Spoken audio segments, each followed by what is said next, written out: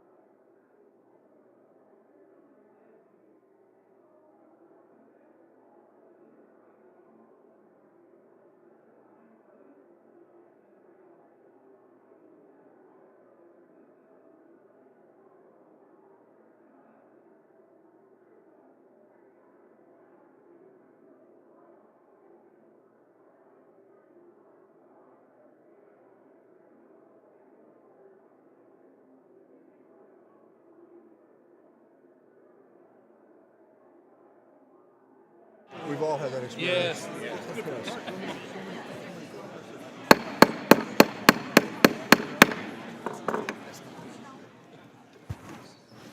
The Ways and Means Committee will come to order, and our witnesses and one member of Congress will take his seat.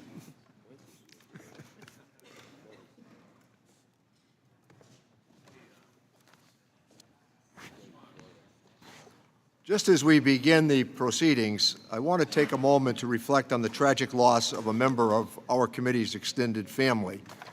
And I know that Kevin feels the same way I do about the staff. They are extended family. Fiona Hexter's life was cut tragically short in a rock climbing accident last week. Fiona was one of just 4 members of the House Office of Legislative Counsel's Tax Drafting Committee members. Fiona joined the office in 2014 and became a full-time member of the tax drafting team in 2017, one of the most prestigious positions to hold on to for any congressional staffer. She cut her teeth in the tax code through the drafting of the TCJA, and while we may have political disagreements about the bill, we agree unanimously that the staff worked tirelessly and as always professionally to see that project through. Fiona was an institutionalist and deeply believed in the worth of the nonpartisan work that is done by the Office of Legislative Counsel for the members, for the staff, and most of all, for the American people. She often said that she felt lucky to be doing work that could further bipartisan collaboration. Staff who worked with Fiona on a day-to-day basis all agree that Fiona was a treasure amongst the professional staff members. At just age 33, she was wise beyond her years. The intelligence, creativity that she brought to work, and the patience and warmth and kindness that she exuded day in and day out made her an indispensable member of our tax writing team. Fiona and her fiancé, Neil Deshe, had scheduled their marriage to take place when Congress would be in recess for the 2020 election. Her parents, Lavinia Hall and Charles Hexter, her brothers Alexander and Dylan, her fiancé Neil, mourn the loss because she was the light of their lives. Our deepest sympathies go out to all of them and to all of Fiona's close friends and colleagues. Please know that Fiona's good work has left a meaningful and lasting mark on Congress and our country. Mr. Brady, if you'd like to offer remembrance.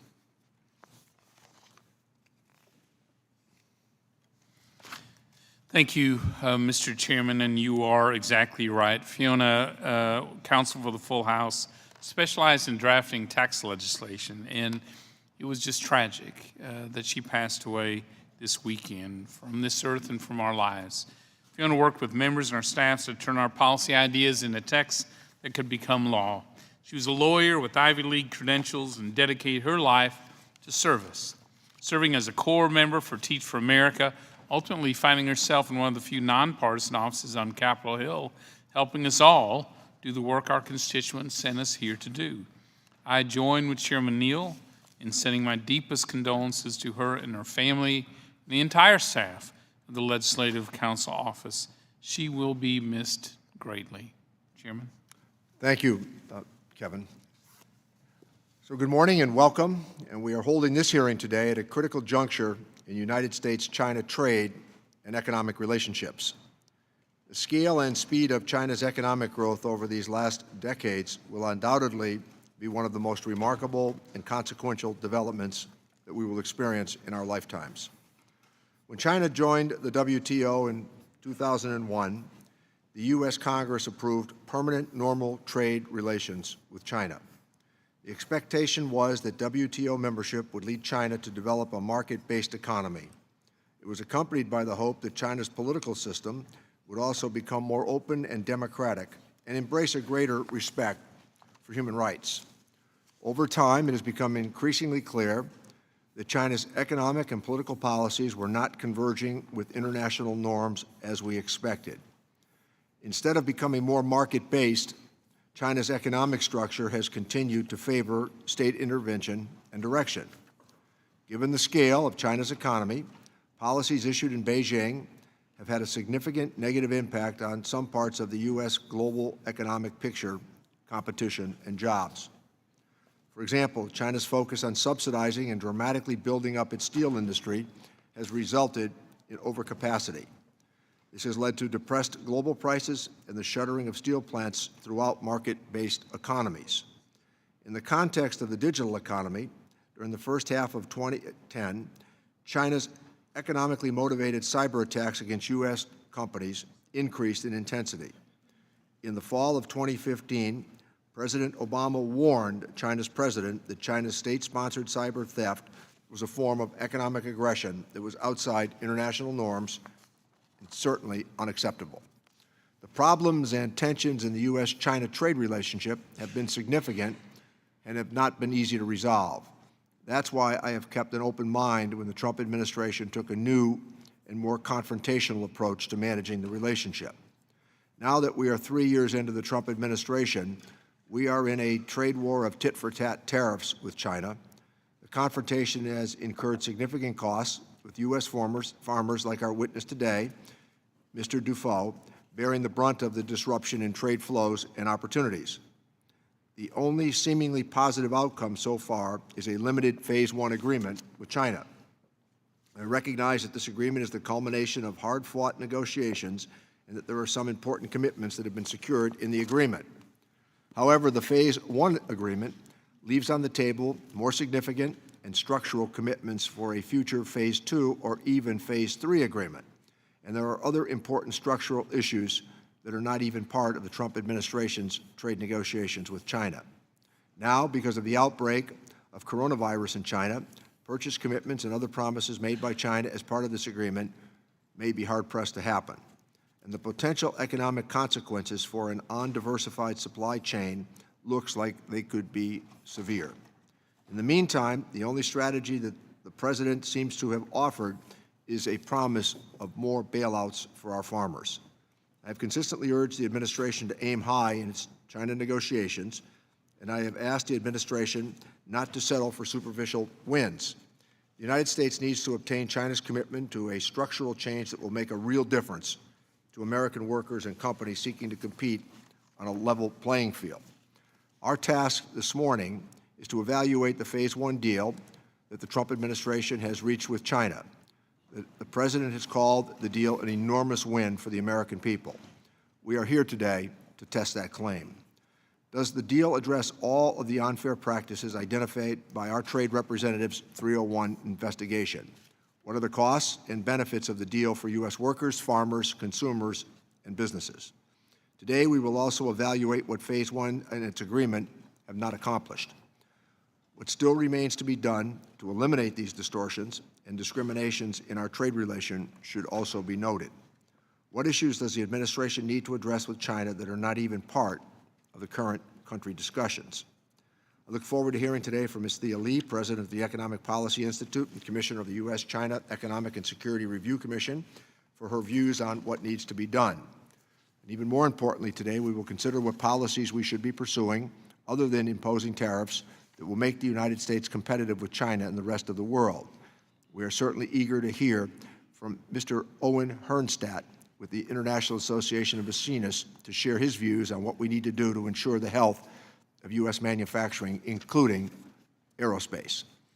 A good, strategic, and enduring China strategy is one that the U.S. Congress and the American people support. One of the strengths of the U.S. Congress is its bipartisan interest that we have had in addressing trade, economic, and competitive challenges presented by China, and a shared commitment to make U.S. workers, businesses, farmers, and innovators stronger and more competitive. We proved the strength of our commitment to a consensus-based trade policy when House Democrats worked with Ambassador Bob Lighthizer to make fundamental improvements to enforcement, labor, environment, and pharmaceutical provisions of the U.S.-Mexico-Canadian agreement, which was supported by our Republican colleagues. Because of those efforts, the USMCA passed the House and the Senate with overwhelming Democrat and Republican support. The China relationship is too important for the President to go it alone without input and consensus building with Congress and with other nations. Today, we welcome a distinguished panel of experts to help us flesh out the essential elements of a more comprehensive and informed approach to the China challenge. A critical part of this approach, and one that often gets short shrift in trade policy making, is to ensure that we are prioritizing investments in education, research, and training that our workers and businesses need to be competitive with China and the rest of the world. For that reason, we are delighted to welcome from my home state, Dr. Reif, the president of the Massachusetts Institute of Technology. As the leader of one of the world's preeminent science and engineering institutions, Dr. Reif has been outspoken about the need for the U.S. to fully invest in research and development and in training the workforce of the future. MIT is and continues to be an engine for the creation of jobs at small and large companies at the forefront of American competitiveness. Now, let me recognize the ranking member, Mr. Brady, for his opening statement. Thank you, Chairman. This is an important hearing we are having today, and thank you for calling it, Mr. Chairman. For decades, China has cheated, and the United States workers and businesses have paid a steep price and lost economic opportunities and jobs. And this imbalance wasn't getting better, it is getting worse. But Congress after Congress, President after President made little progress until President Trump confronted China head-on. The result, historic progress toward a fair U.S.-China trading relationship. President Trump and Ambassador Lighthizer have worked diligently to reset our trade rules with China and achieved a remarkable victory for American workers. The Phase 1 agreement puts America first. It contains real structural and enforceable commitments from China to end unfair trade practices and level the playing field for American workers, manufacturing, farmers, and businesses. Let's look at the specifics. The Phase 1 agreement moves light years ahead in protecting America's intellectual property. It forces China to adopt our rules on agricultural standards and biotech. It opens China's financial services markets to our companies, tears down other structural barriers that have prevented U.S. businesses from competing in China, and moves a huge distance in stopping China's practice of forcing American companies and Texas companies to transfer technology to Chinese entities just to do business there. And it includes criminal penalties for violations. In addition, the agreement dramatically expands U.S. ag, energy, and other sales to China, creating new opportunities for Americans here at home. And most importantly, the administration got China to commit to allow us to fully enforce this agreement. Right there in the text of the agreement, unlike others, we have specific timetables for China's implementation and full accountability measures if these commitments aren't kept. That means rapid and effective discipline on China like never before, so the American workers and businesses receive all the concessions China agreed to. President Trump has shown time and time again he won't stand idly by when it comes to enforcing our rights, and he will do so if China does not follow through.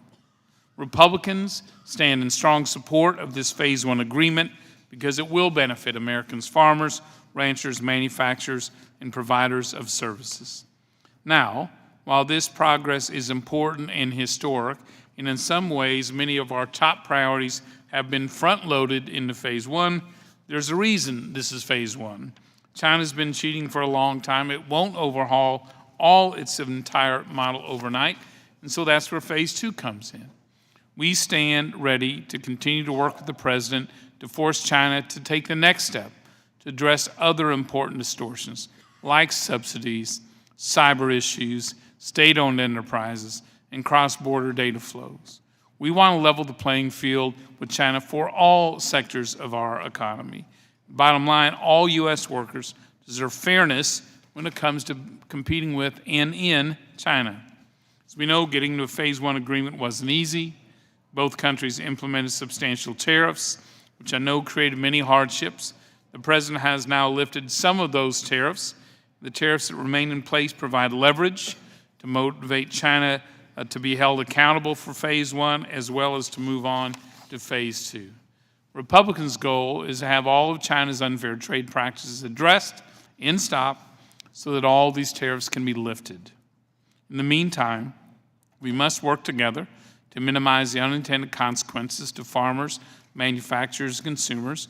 We are committed to a fair, efficient, transparent process to exclude products that are otherwise unavailable to our businesses and consumers so that our U.S. economy can continue to grow. This President has scored a major success with China. In today's hearing, I look forward to discussing this progress and what comes next in Phase 2. With that, thank you, Mr. Chairman. Thank the gentleman. As usual, the Ways and Means Committee has a series of distinguished witnesses today. And first, let me welcome Tim Stratford, the managing partner at the Beijing office of Covington and Burling, LLP. Next, we have Thea Lee, president of the Economic Policy Institute and commissioner of the U.S.-China Economic and Security Review Commission. L. Raphael Reif, who is the president of Massachusetts Institute of Technology. Next, we have Owen Hernstadt, the chief of staff for the International Association of Machinists and Aerospace Workers. We will hear from Tim Dufault from Dufault Farms in Minnesota, and we will have Richard Gebert, who is the president of the Illinois Farm Bureau. We're delighted with their presence. Each of you will be allowed to make a statement. It will become part of the official record in its entirety. I would ask that you summarize your testimony in 5 minutes or less. And to help you with that time, there's a timing light on your table. When you have 1 minute left, the light will switch from green to yellow and then finally to red when 5 minutes are up. Mr. Stratford, would you proceed? Chairman Neal, Ranking Member Brady, and distinguished members of this committee, thank you for this opportunity to share my assessment of the U.S.-China economic relationship. As I see it, our trade negotiators have confronted three types of issues with China. First, there are issues where China has previously made commitments but not fully delivered on its promises. Second, there are issues where no commitments have been made but where existing measures and practices stand in the way of fair and reciprocal trade. For example, Chinese companies are able to do business in certain sectors and sell certain types of products and services in the U.S. market, while American companies are not permitted to do the same in China in those sectors. Third, there are issues that are systemic and rooted in China's state-led economic development model that create uneven competitive conditions for producers and service providers from other countries. The limitations of the approaches that the U.S. has relied on over the past 2 decades to address these issues have become increasingly apparent. The WTO's disciplines, for example, simply do not speak to many of the most serious problems. So the Trump administration has taken a different approach, returning to Section 301 of U.S. trade law and imposing tariffs on Chinese goods. After rounds of escalating tariffs by both sides, a Phase 1 agreement was concluded that secured commitments from China in 5 areas: intellectual property, technology transfer, agriculture, financial services, and currency.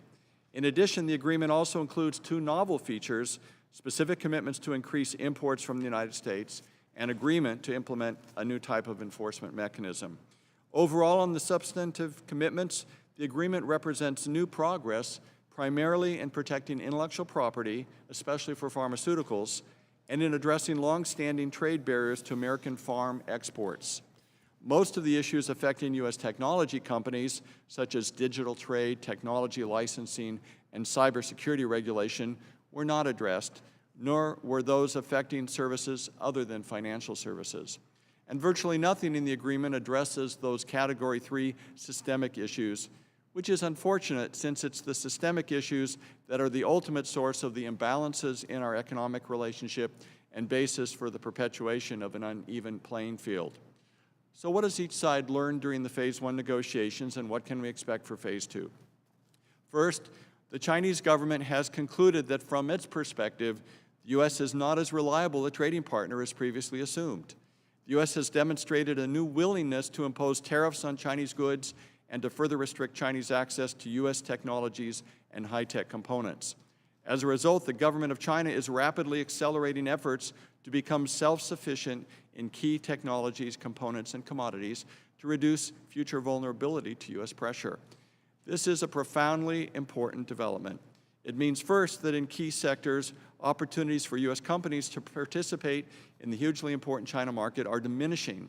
And second, that the Chinese government is incentivized more than ever to increase its industrial policy support for Chinese companies rather than engage in the type of systemic reforms sought by the U.S.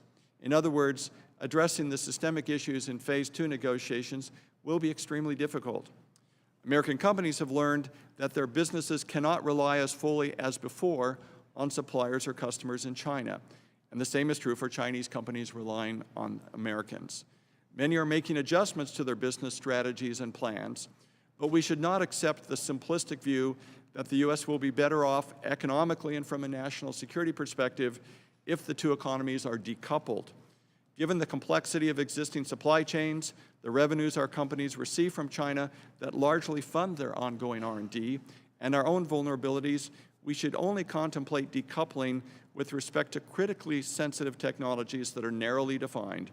We can limit the negative impact of national security measures on our economies by erecting high walls around small spaces.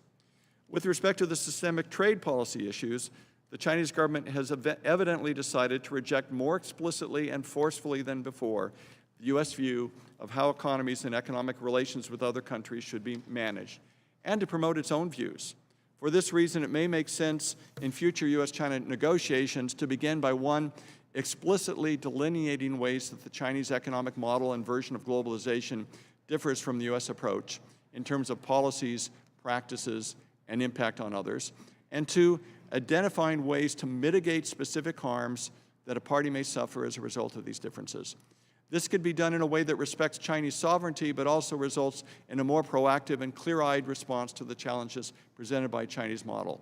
On the U.S. side, working through all these issues will require close coordination and communication between the legislative and executive branches within the interagency process and between government and the private sector. We should also work more closely with like-minded nations and international bodies to develop multilateral and plurilateral responses to the challenges presented by China's policies. And most importantly, the U.S. government and private sector will need to focus more on our own path for continued economic and technological development to ensure our long-term success in competing with China and other partners. Thank you. Thank you, Mr. Stratford. The Chair would recognize Ms. Lee. Would you please proceed? Good morning. Thank you, Chairman Neal, Ranking Member Brady, members of the committee, for the invitation to participate in this important hearing today. I am the president of the Economic Policy Institute and a member of the U.S.-China Economic and Security Review Commission. The U.S.-China trade relationship is at a crossroads. Almost 2 decades after China joined the WTO, the U.S. has continued to run large, lopsided, and upward trending trade deficits in goods with China. According to EPI research, the growing U.S.-China trade deficit was responsible for the loss of 3.7 million U.S. jobs between 2001 and 2018. The uncomfortable truth is that the history of U.S. trade policy toward China is one of missed opportunities and misplaced priorities. Despite bouts of election season rhetoric, for decades, both Democratic and Republican administrations have failed to articulate or implement a clear, consistent China strategy that prioritizes the interests of American workers, communities, and domestic producers. Instead, U.S. policy toward China has protected the profits and overseas operations of multinational corporations with respect to investment protections, intellectual property rights, and financial services. This was evident in the terms of China's accession to the WTO, of which the U.S. was a prime architect. Unfortunately, it is also true of the recent U.S.-China Phase 1 trade deal. While the Trump administration's willingness to employ tariffs as leverage represents a welcome shift from previous administrations' inaction and timidity, ultimately the Phase 1 deal squanders that leverage and fails to address the key structural issues at the root of the U.S.-China economic relationship. The Phase 1 deal, as Mr. Stratford said, focused on e-commerce, intellectual property rights, trade secrets, financial services, and technology transfer. It established ambitious 2-year targets for China's purchase of American exports in agriculture, manufacturing, energy, and services. While it is certainly a worthwhile goal to boost U.S. exports to China, there are serious questions as to whether these targets can or will be met, given China's slowing economic growth, the disruptive impact of the coronavirus, and the sheer logistics involved in such large increases over a short period of time. And meeting the targets could involve other undesirable distortions, such as decreases in the U.S. exports of goods and services that are not covered by the agreement. While the Phase 1 deal does address currency manipulation, the approach is problematic. The deal binds both countries to refrain from competitive devaluation and from using large-scale, persistent, one-sided intervention in exchange markets. Unfortunately, without further clarification, this provision is likely to be ineffective or even counterproductive, as it may prevent the U.S. president from wielding a useful and necessary tool for realigning the dollar and strengthening the U.S. manufacturing sector. Equally problematic is what is not included in the Phase 1 deal: China's industrial subsidies, state-generated overcapacity, state-owned enterprises, and egregious workers' rights violations. These issues are central to defining appropriate terms of competition between the very different economic systems of China and the United States. The decentralized, mostly market-driven U.S. system cannot thrive when put into direct competition with state subsidies, interventions, lack of transparency, and systematic violations of workers' rights. It is a source of deep frustration to me personally that for decades both Democratic and Republican administrations have failed to employ trade tools or diplomatic channels to press the Chinese government to comply with international labor rights. The Phase 1 deal continues this neglect, and in my view, that is a big mistake. The deal focuses on opening financial markets and setting possibly unrealistic export targets, which might provide a one-time bump and benefit already powerful and wealthy corporations, but it does not address the core structural problems that define the U.S.-China relationship. I was also asked to examine China's use of industrial policy tools and whether there are any lessons the U.S. could learn. The U.S. can and should insist on China's compliance with relevant international rules, and where those rules are inadequate or incomplete, the U.S. should use its international clout to press for improvements. On the other hand, the United States could certainly benefit from long-term, whole-of-government strategic planning and adequate investment in infrastructure and human capital. This is not a trade issue, but rather one of domestic choices and priorities. Our trade enforcement measures should prioritize good jobs, workers' rights, democracy, environmental compliance, and consumer safety over outsourcing and short-term profits. We need to make sure that we have and are willing to use measures to address currency misalignment, and we should use the purchasing power of the U.S. government more concertedly to support good jobs, workforce development, responsible employers, and forward-looking environmental policies. The Trump administration's tariff policy has shown that we do have leverage, but we have squandered that leverage in this Phase 1 deal. Going forward, we need to use that leverage more strategically in service of a different set of objectives, leveling the playing field on currency and workers' rights, engaging in our own strategic planning, and ensuring that China's violation of international norms does not present obstacles to our strategic planning, and coordinating with allies. I look forward to your questions, and thank you for the opportunity to be here today. Thank you, Ms. Lee. Let me recognize President Reif from MIT. Chairman Neal, Ranking Member Brady, and members of the committee, thank you for inviting me to testify today on this critically important subject. I will focus my remarks on competition. My fundamental message today is straightforward. Whatever else the U.S. does to counter the challenges posed by China, we must increase our investment in research in key technology areas, and we must enhance our capacity to get the most out of that investment. U.S. strategy is unlikely to succeed if it's merely defensive. To stay ahead, the U.S. needs to do more to capitalize on our own strengths. We need to start by making sure that we do not underestimate China. Specifically, we should not lull ourselves into thinking that China's rise is being fueled solely by stealth and subterfuge. Illicit and improper Chinese activities must be stopped, but we also need to recognize that China now has internal strength in key fields such as artificial intelligence, or AI. China is making substantial investments in its own research and researchers, as well as in commercialization. The U.S. needs to plan accordingly. I believe our strategy needs to have three elements.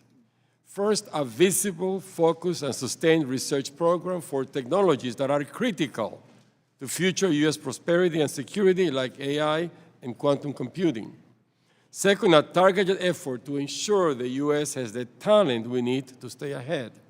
And third, policies to accelerate the U.S. capacity to get new ideas into the marketplace. Let me speak briefly about each of these. The U.S. has extraordinary research capability. We are home to most of the world's top research universities. That's why others want to steal our ideas. But our research system is not optimized for our current challenges, with other countries pouring money into select fields under programs like Made in China 2025. The U.S. lacks an effective, coordinated way to target research towards specific areas, and funding has fallen far behind what's needed to stay ahead of our competitors. Constraints on federal discretionary spending have made it impossible to invest at necessary levels. What's required is an allocation more akin to what was devoted to the Apollo program. I've been delighted to see proposals recently from both parties and both sides of the Capitol to increase U.S. research to advance our competitiveness. But this has not translated yet into real funding. And money is not all that's missing. A portion of federal research funding should be focused on addressing far-reaching questions on key technology fields, like AI. One promising proposal is to create a new directorate at the National Science Foundation with that mission, and giving that new unit the authority to be run more like a Defense Advanced Research Project Agency, or DARPA. I should emphasize that I'm talking about fundamental research problems, not narrower applied research. An example would be creating algorithms that would enable machines to learn with less data, thereby eliminating a Chinese advantage. That's different from just further perfecting the algorithms we have now. It's the kind of leapfrog research most likely to be done at universities. To make such research strides, the U.S. needs talented researchers.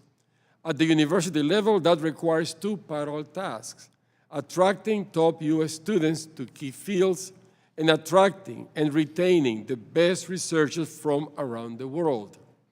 The federal government should be offering scholarships, traineeships, and fellowships aimed at drawing U.S. undergraduates, grad students, and postdocs into the fields where we need them most. But the U.S. has never succeeded solely with domestic talent. We need to reach beyond our borders.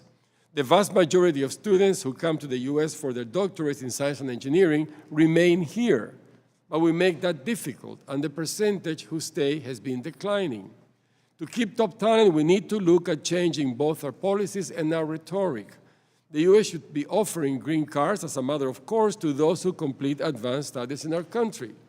We also need to understand that anti-immigrant rhetoric and widespread visa delays cause all students and researchers to consider taking their talents elsewhere.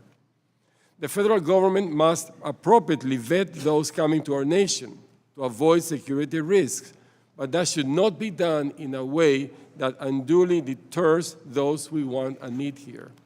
Leading in research is a necessary but not sufficient condition for prosperity and security. We also have to be the best and the fastest at translating ideas into products and processes. That is not something that can be accomplished by closing off our system that just would shut down intellectual exchange that benefit us. Rather, we have to experiment with new ways to hasten the pace from lab to market in the U.S. I offer some ideas for doing that in my written testimony, but this is an area where we need to experiment. This committee may have a role to play because tax policies could create more patient capital, which is needed to keep promising ideas from dying on the vine. And tax policy might also deepen the cooperation between universities and industry and key technology areas.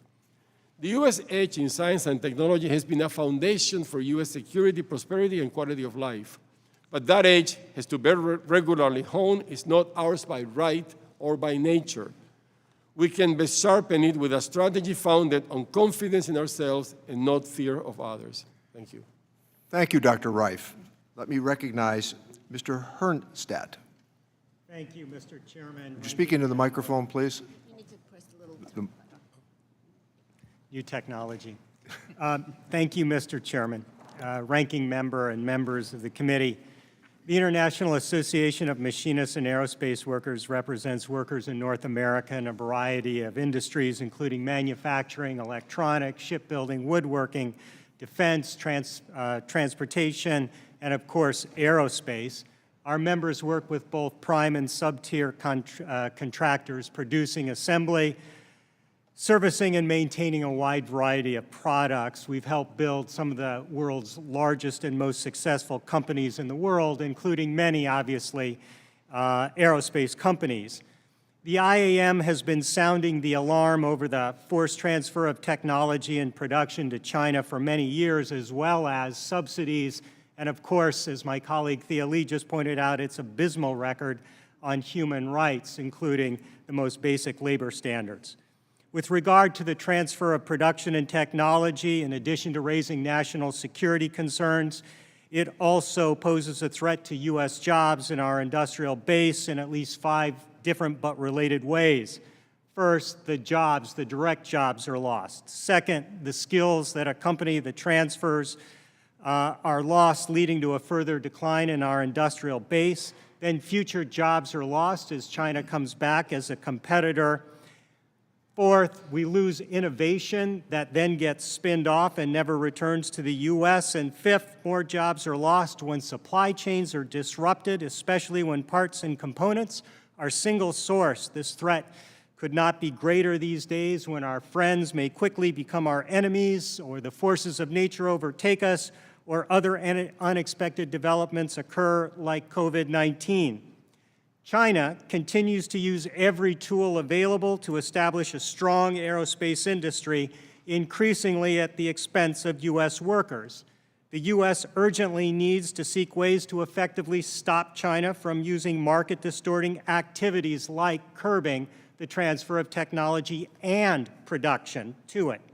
In the past, far from implementing any strategic policy to stem this transfer, the U.S. government has largely left it up to U.S. aerospace companies to either comply with China's forced transfer demands or be shut out of China's market. Given all of the technology that has been transferred to China from Western aerospace companies, it should come as no surprise that China is now becoming a huge competitor in our own manufacturing industries, including aerospace. Regardless of what happens with tariffs, and we have yet to see massive jobs come back in manufacturing and in those aerospace industries, we do know one thing: we cannot solely tariff our way into competitiveness with China. We need a greater, more comprehensive effort to ensure the health of our manufacturing sector, including aerospace, beginning with the following. USTR should pursue multilaterally WTO complaints against China for forced transfer of technology and production, as well as the illegal subsidies to its industries, like aerospace. Pursue prohibitions of forced transfers of technology and production with our partners, our allies, like the UK and the EU, to stop this growing trend. Pursue a WTO complaint against China for unfairly subsidizing its companies by keeping its labor costs artificially low as a result of its failure to respect fundamental human rights. Quickly and aggressively pursuing a second phase of the China deal. Phase one of the China deal was a major disappointment. It ignored critical matters like human rights and failed to effectively address matters like illegal subsidies, state-owned enterprises, currency misalignment, and other issues of major concern. The second phase must also contain stronger, broader, and more effectively enforceable language on the transfer of technology, and it must include protection, which costs U.S. workers dearly. In addition, in order to provide more information to the public and disincentives for corporations outsourcing to other activities, we should also look at other things like strengthening the Buy America Act, insisting that federal, state, and municipal procurement also account for U.S. jobs that occur at home.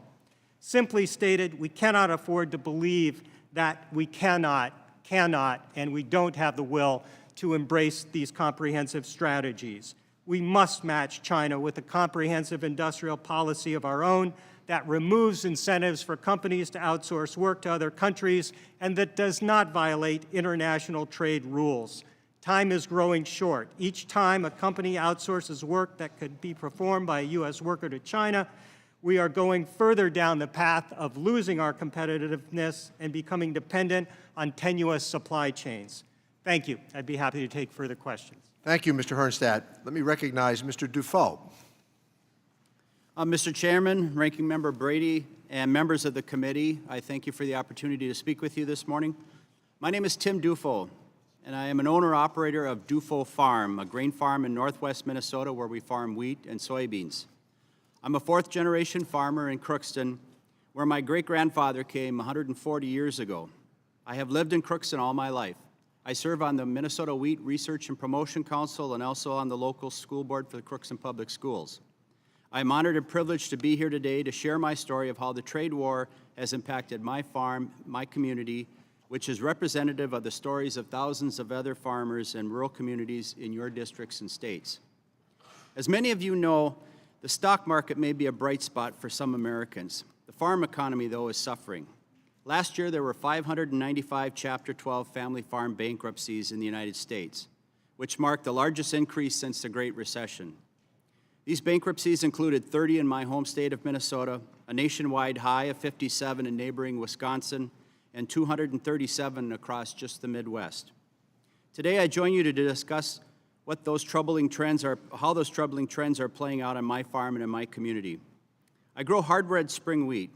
This is the major class of wheat grown in Minnesota, North and South Dakota, and Montana. In 2016, American farmers exported over 41 million bushels of hard red spring wheat to China. In 2017, after the trade war began, exports dropped in half. American farmers exported just 1.2 million bushels to China in 2018, the second year. That is a drop of 97% of our exports in just 2 years. On top of the hit my wheat has taken, the soybeans that I and thousands of other farmers across the country depend on have been decimated by this trade war. The trade war has created a vicious cycle on farms like mine. This cycle starts with low commodity prices that we've seen over the last 2+ years. So when prices are low and only going lower, a farmer is left with two bad choices. Lose money by selling low on or hold on to the crop that he has in hopes that the price will improve. In either instance, your profits suffer. And lower profits mean that you have reduced working capital, or simply put, the money you pay day-to-day bills with. When prices are low and exports are slashed, anything you have sold in a previous year that wasn't at a profitable price, or the rest of the crop is still wasn't in the profitable price, and the rest of the crop is still in the bin unsold. So that means that there is simply less money in the coffers. And in farming, since you need to invest constantly in seed, fertilizer, fuel, repair bills, land taxes, and such, you have to invest in these expenses 6 to 7 months before you have a crop to sell or seeing any return. So this means increased borrowing. With more farmers borrowing more to make end meets and significant long-term market uncertainty, bank lenders are placing tighter terms on loans and lending less money. And with more farmers borrowing just to get through the year, it means we aren't making investments or growing or modernizing our operations. On my farm, this has meant putting off replacing old machinery. Just to give you the members of the committee a sense of how bad things have gotten, we own 2 combines to harvest our crops. One is 22 years old, and the new one is 18 years old. I like to joke that they're both old enough to vote. Of course, this vicious cycle that the trade war has created for American farmers also ripples into other parts of rural America. While most Americans are the repercussions of the trade war, while for most of the Americans the repercussions of the trade war are spread out and sometimes barely registered, the opposite is true for much of America's heartland. It comes up at the coffee shop, on Main Street, and in casual conversation. Last summer at a wedding reception, I was sharing a beer with a friend who is a rural ag banker. He was asking me how farmers could make money when wheat was under $5 a bushel. My answer was the sad truth: they couldn't.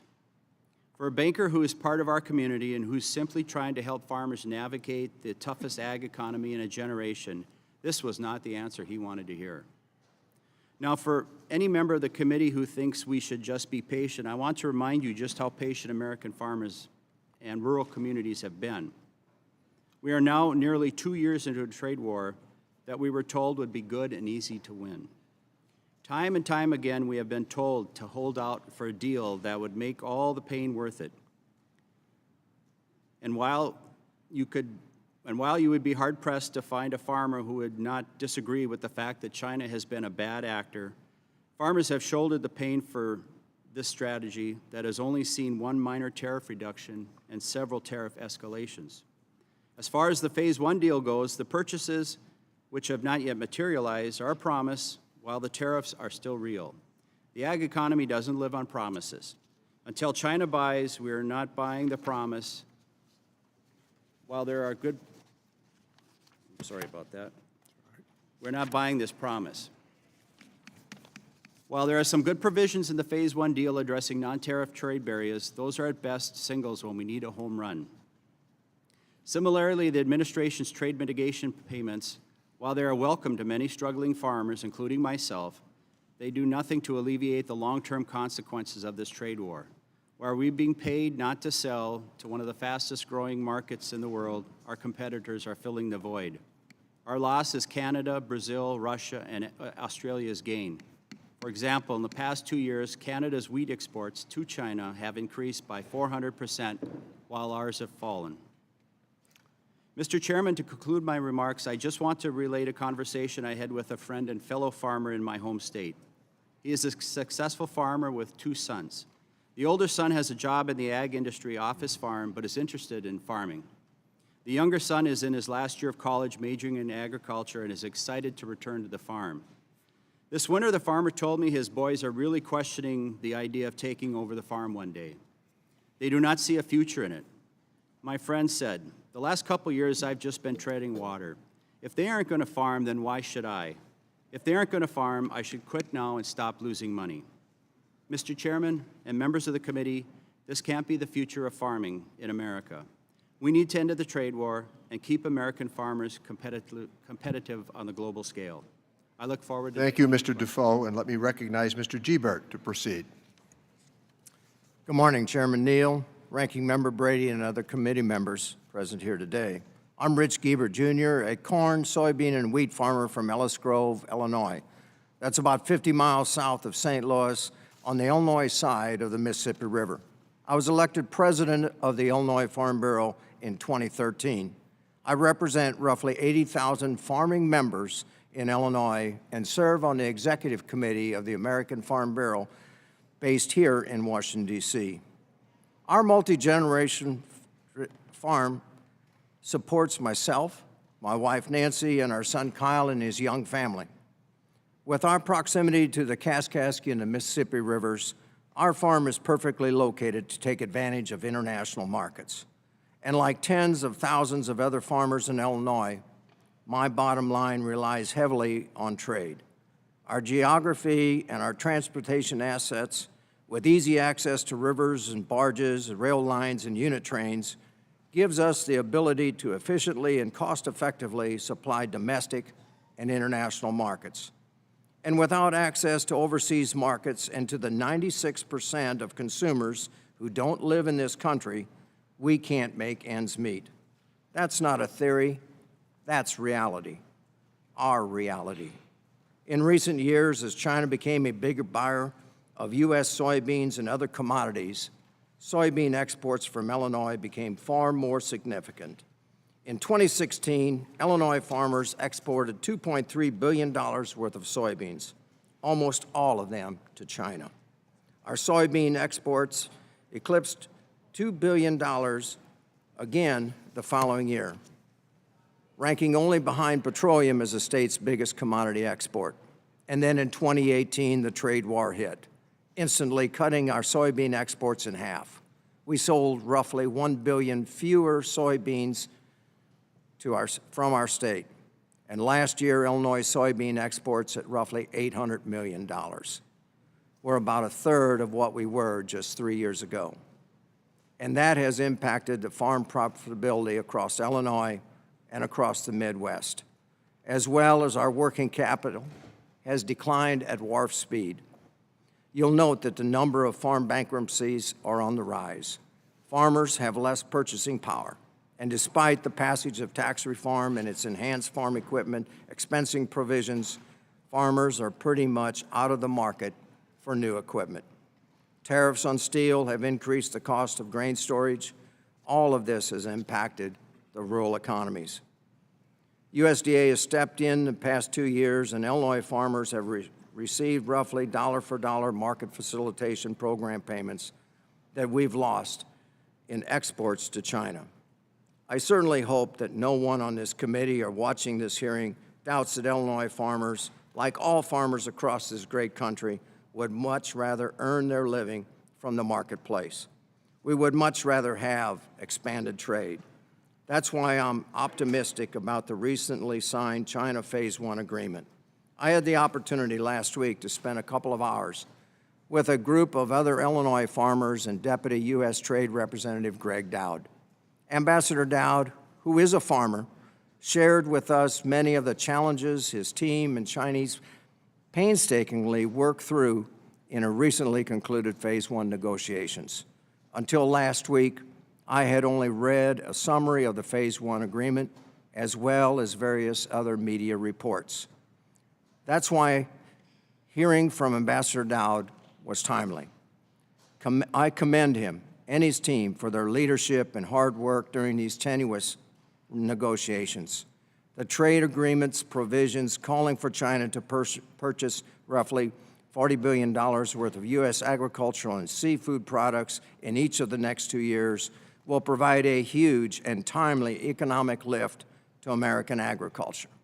We recognize that China is managing through a deadly coronavirus outbreak, that the purchases called in the agreement have not happened yet, and the USDA economists have not even built those anticipated Phase 1 sales into their export reports. We certainly know the markets have yet to move, but farmers and ranchers all across America are optimistic. We understand that there's just the beginning of an exciting new chapter, and we patiently await the benefits of this new trade agreement. Thank you for the opportunity to testify this morning, and I look forward to answering your questions. Thank you, Mr. Gebert. We will now proceed to questioning under the 5-minute rule. Consistent with the committee practice, I first will recognize those members present at the time of the gavel coming down and in order of seniority. So let me begin by recognizing myself. Ms. Lee, how would you approach Phase 1 in the deal that is in front of us differently than that the administration has pursued? Thank you, Chairman Neal. I would like to put at the center of the negotiations and use the leverage that the United States has in the U.S.-China relationship because of the lopsided trade imbalance to address certainly currency misalignment and workers' rights as the top 2 issues that I think are central to the discussion. I think also as we look at China's industrial policies, the Made in China 2025, the very strategic decisions that the Chinese government has made to target certain industries and to both subsidize those industries and also take actions to undercut foreign competition in those areas. I think that we definitely need to address the problem of how Chinese state-owned enterprises and Chinese government subsidies to key industries is undermining the U.S. ability to compete effectively and fairly in those sectors. So I would have put those at the core of our priorities. And Dr. Reif, what lessons should we learn from the 5G experience as it relates to China? We're now in a position where we are telling our allies about the security risk with Huawei, but we have no real alternative solution at the moment, I think, to offer. What would you suggest that we should have done differently or could still do differently? Well, I think that's what I'm proposing we do now. I mean, we should have done what I'm proposing now years ago. We stopped investing in an area, in a sector that thought it was being taken care of. We need to have universities and industry working together and looking at next generation. Right now, what are we going to be doing for after 5G? What is the plan? We're not thinking about it. I think what we need to do is we need to invest on the more futuristic part of things, on universities, and work together with industry to move quickly whatever the developments we produce into industry. That's what we didn't do back then. And Mr. Stratford, what would you consider to be the most important structural challenge facing America in its relationship with China? I look at the U.S.-China economic relationship as a game of football. And suppose we arrive at the stadium, and on one side of the field we have the winners of the Super Bowl, and on the other side we have the winners of the World Cup. They both think they're there to play football, but they have a very different concept of the way the game should be played. And if you try to picture how that game is going to play out, one team is going to get injured very badly because they're not expecting the physical contact. In this case, I think the American economy is like English football.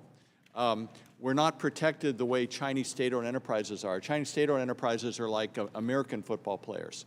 And we unleash a certain type of entrepreneurial spirit here, just the way soccer unleashes the type of athleticism that you have because you don't expect to be tackled, so you can stand on your head and kick the ball and do all these amazing things. The Chinese economy is like American football. The players are protected. Before each play, they huddle, and every person on the team has an assigned role that they're supposed to play to move the ball forward. And that's the way the Chinese economy is coordinated, all the different agencies and all the different players to achieve certain industrial policy goals. So our coach on our team is saying, our players are getting injured because we're getting tackled, and we thought there was a rule against physical contact.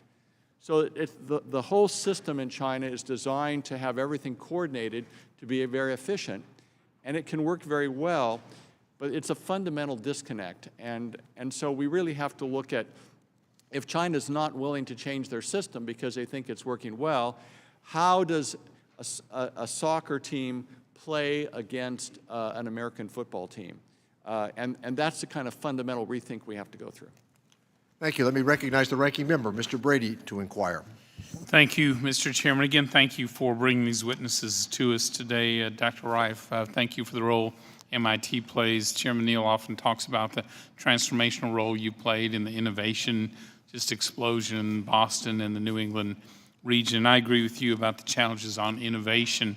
I was in Boston the other day visiting with a company. It's on their fourth really breakthrough drug. And their point to me was, with the new tax code, they're not doing their research overseas, they're doing it here in the U.S. They're not keeping their patents in Ireland, they're bringing it to the U.S. The new code says they can, encourages them. And if they can find the workers, that's the big key thing, they'll be doing their manufacturing in New England and Massachusetts as well. Your point about the competition on innovation, our global competitors are very competitive. 6 countries have already lowered their corporate tax rate since we did, 3 below us. In other countries like Ireland, very aggressive in innovation, which is why in Tax Reform 2.0, we're going to be setting the goal of creating the most innovation-friendly tax code on the planet to go along with the educational investments and the other efforts we need to do, research and development efforts we need to do to make America competitive. Secondly, I do agree, American manufacturing now is back. In 2016, for the umpteenth year, we had lost another 20,000 manufacturing jobs, but since then, we've grown 500,000 new manufacturing jobs in America. We lost some on the trade disputes, but there's no question that but for the regulatory and the tax competitiveness we now have, American manufacturing is better off, and frankly, this agreement with China helps level that playing field even more. I sometimes see headlines suggesting Phase 1 agreement contains only purchase commitments. Mr. Giebert, you talked about that. That's sort of the narrative going around. I wonder if people writing these headlines have even looked at the agreement, because it is much more than that. And I agree, too. We have economic deniers. We have trade deniers. Truth of the matter is, the administration is following an above-the-all strategy with China. It is Phase 1. It is Phase 2. It is reforms at the WTO. It is multilateral engagements to hold China accountable. It is opening up the Asia-Pacific market, such as in Japan, which allows us to compete and win around the world. Initially, like others, I was skeptical about what could be accomplished in these discussions.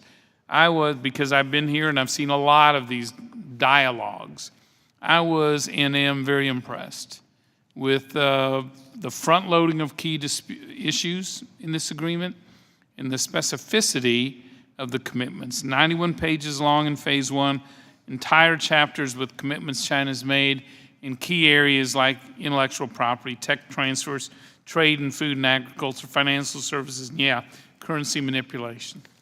Mr. Giebert, let me ask you this. As you know, it's not enough to simply buy American. You've got to sell American everywhere around the world. You made that point with ag services and agriculture and services. China has committed to $200 billion in new purchases in energy, in manufacturing, and in services, and in agriculture.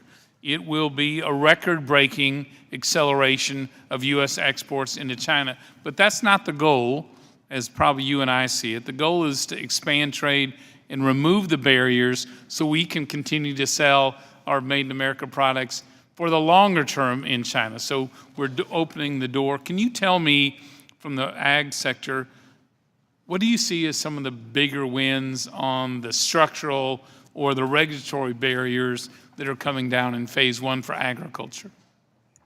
Well, thank you, Mr. Brady. You look back at a number of years ago when China wanted to enter the WTO, and the United States kind of pushed back, and then finally let them come in and supported them coming into the WTO. But since they're coming into the WTO, They liked all the rules and the benefits of being a member of the WTO, but they don't like to play by those rules. And time again, U.S. has filed grievances and suits against them, and we've won a number of those. However, if you look at this agreement that we have with China, it provides an opportunity with enforcement mechanisms that we can hold their feet to the fire to live up the agreement that they have committed to going forward, providing an opportunity for our agricultural products in particular, as well as other commerce across this great country, to put goods and services into the marketplace worldwide and to continue to build relationships with other countries that want to buy the products, the bulk commodities that we produce. Thank you, Mr. Giebert. I'm sure we'll explore this further. Thank the ranking member. Let me recognize the gentleman from California, Mr. Thompson, to inquire. Thank you, Mr. Chairman. Thank you for holding the hearing, and thank you, witnesses, for being here. Mr. Default, you talked about your combines on your ranch. How much does a new combine cost? I haven't Give me a ballpark. investigated. Ballpark, $400,000. $400,000 for one piece of equipment that you have to have in order to harvest your crop. Yes. Thank you.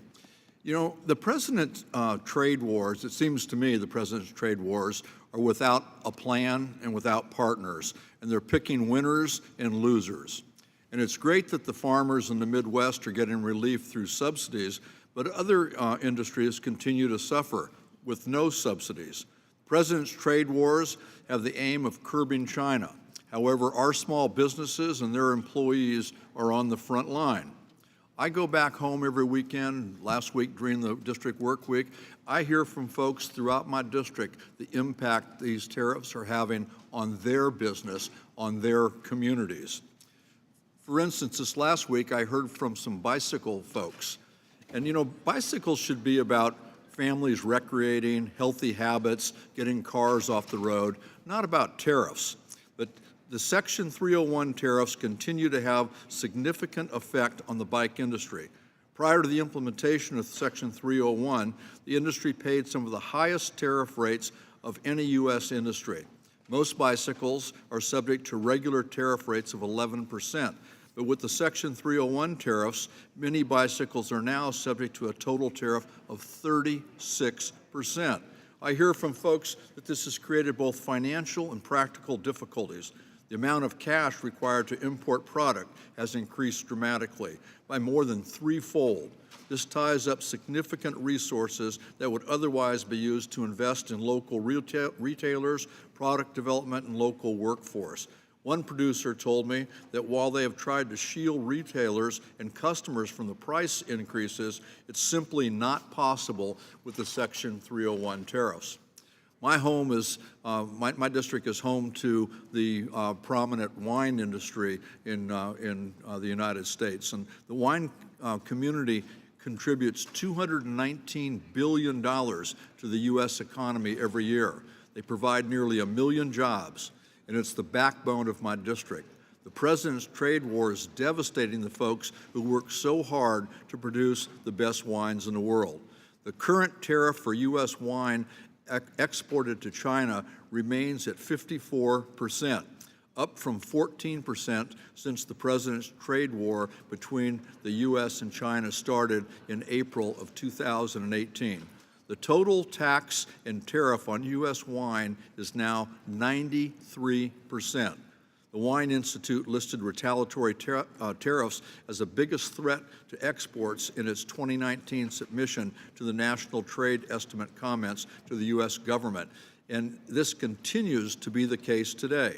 U.S. wine exports to China were down 34% in 2019 and down 50% since before the tariffs went into effect. This is hurting jobs and the economy in my district. It hits the local economy particularly hard. And I want to point out, one of the witnesses mentioned this, the fact that you lose market share when you're not able to sell into a particular market. This is the same with the wine community. If we're not able to sell into the Chinese market, we're going to lose market share to the other wine-producing countries in the world. This is bad any way you cut it. Mr. Stratford, can you speak further on how the President's trade wars are having a negative effect on U.S. businesses and the long-term ramifications, particularly small businesses? Yes, thank you. As I mentioned, Chinese companies don't necessarily regard the U.S. as a reliable supplier because they don't know whether restrictions might be put on exports by the U.S. if it's a high-tech item, or whether there might be new tariffs put on by the Chinese side, or also because of domestic political pressure that says, we don't like what the United States is doing to us, you shouldn't be buying American products right now. So American companies on the ground in China have seen a real strong press for many products on the part of Chinese purchasers to find alternative sources besides the United States. And how it's about hard to the figure out loss how of- this is going to be reversed, because once the lack of trust and confidence there and there's a sense of risk, it's hard to reverse that. Thank you. Yield back, Mr. Chairman. Thank the gentleman. Let me recognize the gentleman from Nebraska, Mr. Smith, to inquire. Thank you, Mr. Chairman. Thank you to our witnesses. Listening to all his opposition to tariffs, you would think a trade agreement would be easier to pass through Congress these days, but I won't belabor that point. I do think, though, that this is a timely issue, and certainly express my appreciation for all of you sharing your expertise and insight with us.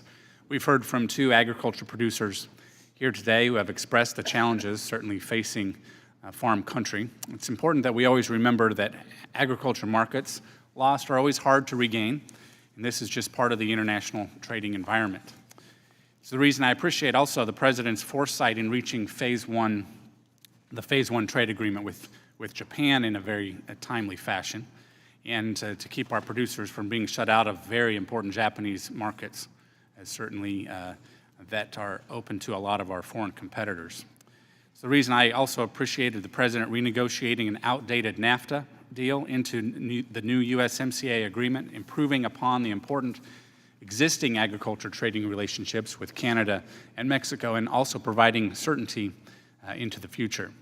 While Ambassador Lighthizer deservedly gets much of the credit for closing the deal, I would also like to express my appreciation to John Melly, Assistant USTR for the Western Hemisphere. John, who, as you may know, just recently retired, but it's John and his team who are the driving force in the many months of converting the old agreement into a successful new one. So I certainly want to salute John on a job well done, and now we await Canada's action to launch us into a new era of North American trade.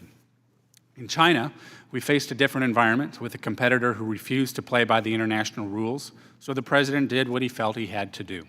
The Phase 1 China agreement is an aggressive move by the President to restart those lost markets and to create new ones by improving upon the past trading practices of the Chinese. He is to be commended for including provisions in the agreement to help our farmers and ranchers reestablish their trade relationships in China. The coronavirus has disrupted the world's current economic dynamic, and I know we all share the hope that these disruptions will soon be on the decline. Mr. Giebert, I know you have indicated your optimism about the direction the trade disruptions are headed, an optimism which I share. What kind of opportunities do you see for the producers in the Midwest when China meets its commitment to not only restore agriculture trade levels, but to increase them above their historical high points?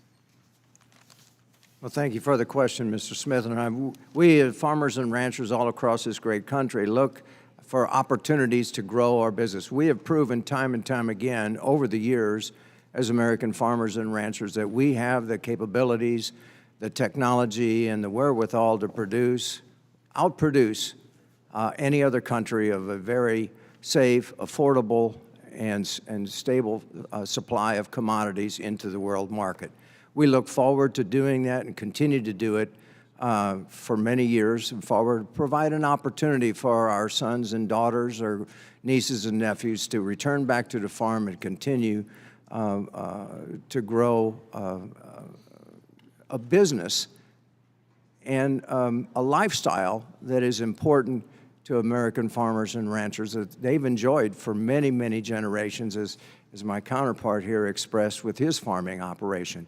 So we look forward to continue to work, and we think that in this Phase 1 of an agreement sets the stage to grow and to look at further optimistic ways to increase the biosecurity and other issues that are really important, not only to agriculture, but other sectors in this U.S. economy.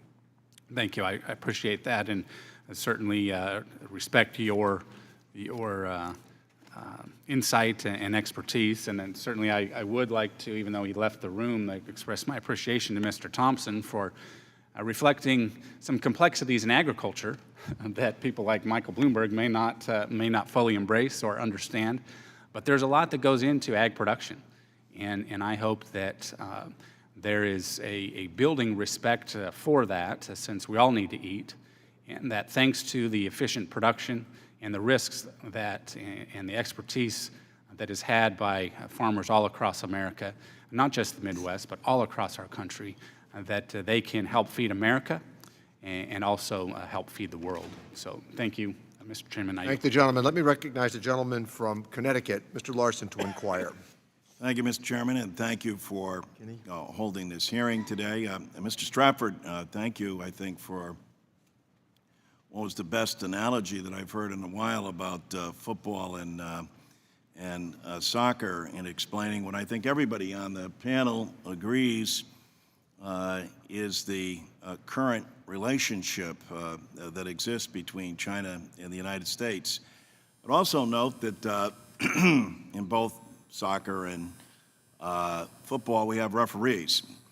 And while none of you on the panel here, I assume, is an expert in pandemics, one of the things that draws refereeing and the ability to abide by rules has come front and center and is a 500-pound gorilla in the room, and that's the coronavirus.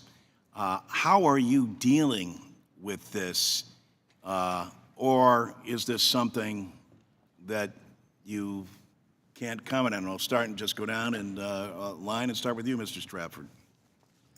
So I'm the managing partner in my law firm's Beijing office.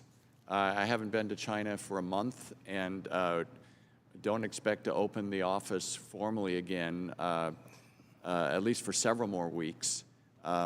Delivered laptops to everybody that works in my firm, and they're working remotely. And so we have to wait and see how the situation settles down. Ms. Lee? Thank you. I think the coronavirus certainly raises issues about the vulnerability of the U.S. supply chain and whether there is unhealthy dependence on single-source supplies for certain items. In particular, I would say pharmaceutical products, where 80% of the pharmaceutical components that are used in U.S. pharmaceutical products come from China. And so I think we should be thinking about disruptions in supply chain, and this should be part of our long-term thinking about the U.S. relationship with China and whether there is too much concentration of purchases in too few sources. Dr. Reif? Well, for me, the most important issue is to protect our students and faculties, our personnel, and they travel extensively. So we are just monitoring and advising and helping with travel decisions on avoiding travel to particular areas in the world that are sensitive in this domain. Dr. Hernstadt? We've been warning about sole sourcing for years to other countries and the threats to our economic and national security. That said, now is the time to put all of our resources into regaining U.S. leadership and our role in solving this global crisis. We need to restore all of the funding and increase it to all of the U.S. institutions and global institutions that can actually solve it, that can provide treatment and provide a vaccine. Mr. Default, hopefully there's a cure in soybeans, but Yeah, I don't know if I'm really well enough versed to really discuss this. Suffice it to say that the slowdown in the Chinese economy is just another issue for us. I mean, they're buying less product. Mr. Gilbert, I would expect your answer would be about the same too, but Very much so, Mr. Larson. But the other challenge that we do face is, it was mentioned earlier, is the supply chain and moving things either from out of China into other world markets, but the U.S. commodities, perishable commodities in particular, that are sitting at the docks, the ships that are parked, and no labor to showing up or dock workers to unload those ships has become a real challenge in being moved to other countries, or those cargo ships or containers are sitting there waiting. Thank you.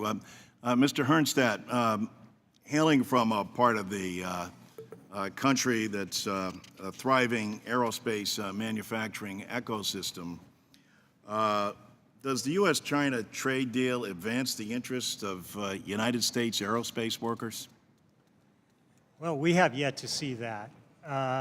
As we've mentioned before and as elaborated in my testimony, that first phase of the deal would have been much more effective if it had dealt with subsidies, if it had dealt with the transfer of production and technology in a way that would result in moving work back to the U.S., if it had dealt with human rights, which makes labor costs in China unfairly low and makes it virtually impossible for U.S. workers to compete with, as well as it did something about currency misalignment on that. So we saw it as a big missed opportunity, and we hope it didn't weaken our leverage to come back and get a better deal in phase two.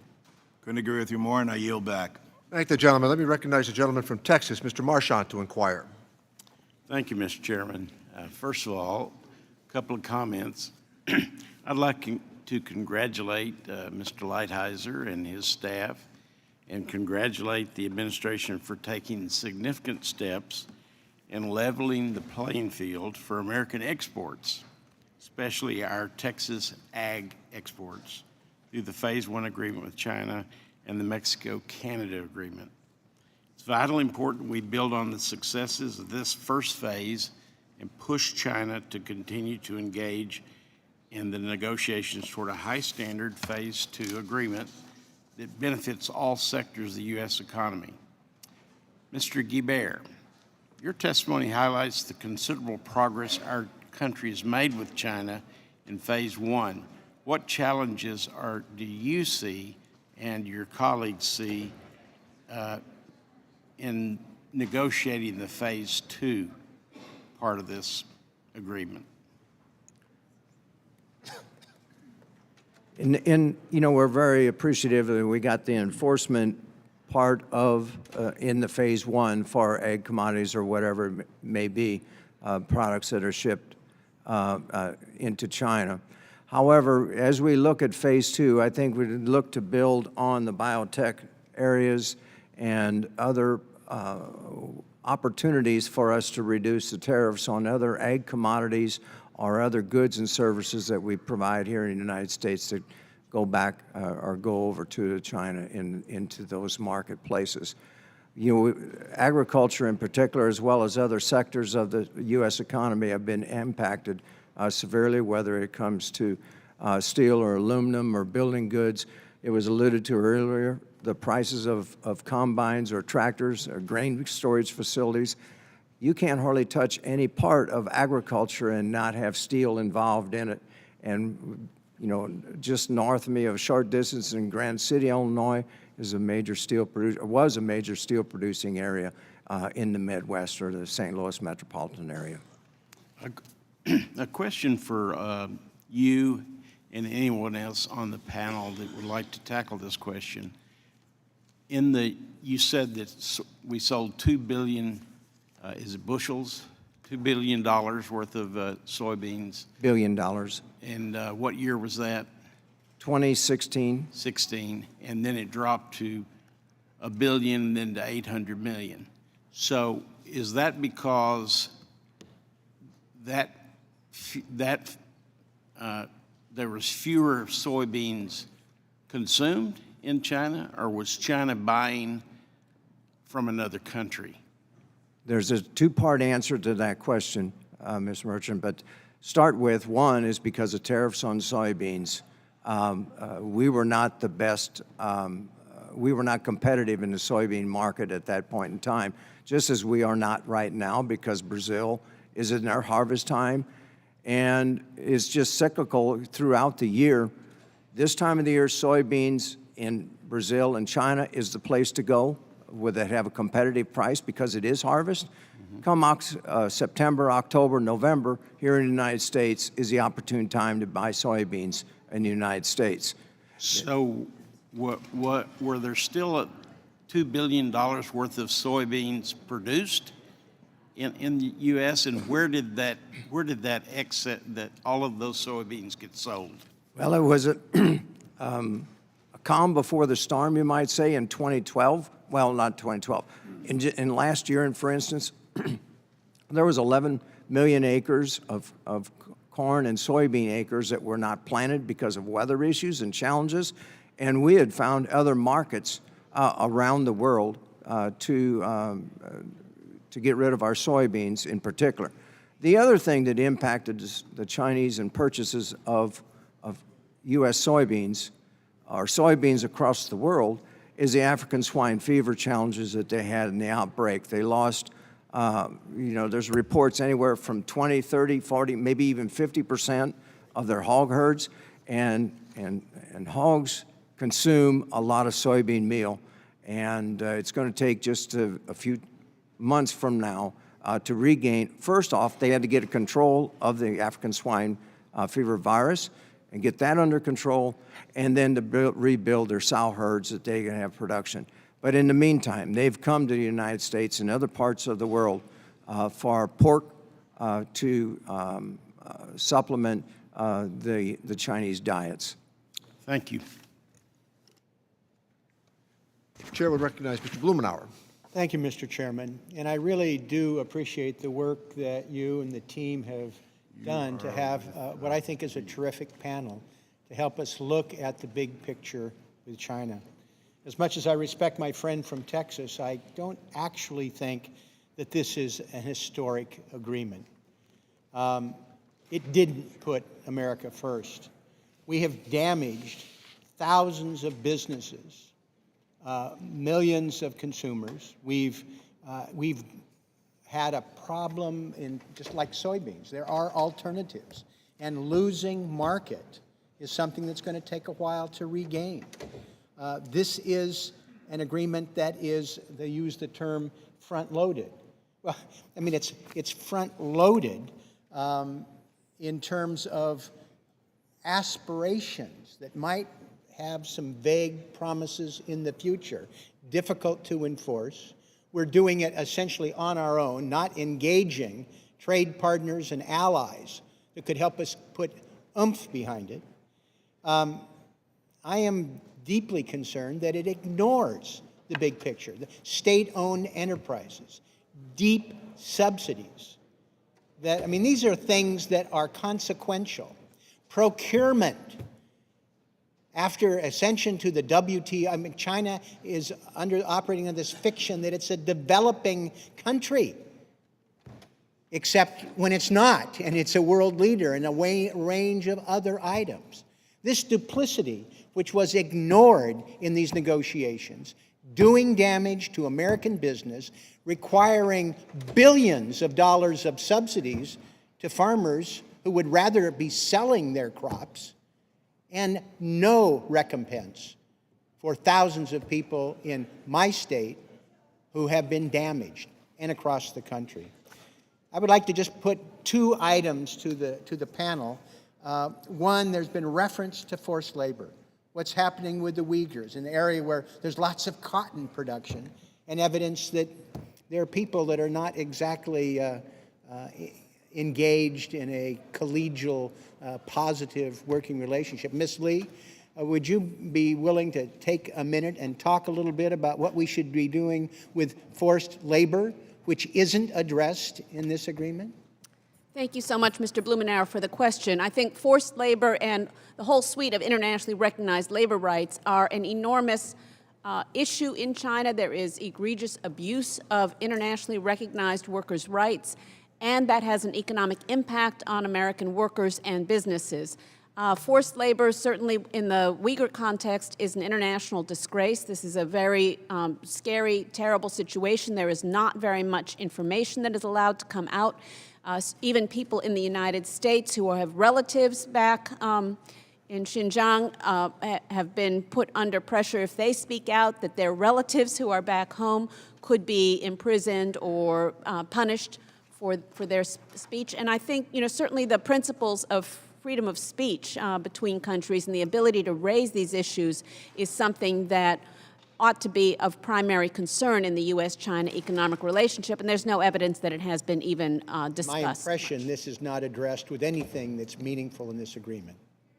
No, Thank you. none of the workers' rights have been addressed in the Phase 1 trade deal. If I could, to Mr. Hernstad and maybe Mr. Stratford, time permitting, this procurement issue deeply troubles me, that Chinese can engage in things, defective steel in the Bay Bridge. We don't have access to Chinese markets. Would you care to comment briefly on that? Yeah, I would be glad to. And also, let me just say, I mean, that's one reason why human rights, forced labor is part of that, should be a priority in any of these negotiations, not relegated to some later discussion on it. We think, look, we need to insist that federal, state, and local government procurement promote U.S. jobs, raw material production, and so forth. We think it's incumbent upon the administration, upon state governments to demand that anyone trying to bid on U.S. procurement or state and local procurement actually state whether or not unfair subsidies, whether unfair labor rights, whether transfers of technology and production have enabled them to underbid those that are going to keep jobs here in the U.S. Thank you. Thank you, Mr. Chairman. I appreciate this. I am deeply troubled that the agreement doesn't reach these things, and all we get is a purchase order. Thank the gentleman. Let me recognize the gentleman from Pennsylvania, Mr. Kelly, to inquire. Thank the chairman. Thank all the panelists for being here. I really do wish that today I could have brought in 1,500 workers from AK Steel in Butler, Pennsylvania, to talk about how China circumvents the current 232 agreement, or Section 232. And I think that really, for most of us, we can talk pretty good from here, but I always thought the best place is to go to where these people are that do all these wonderful things.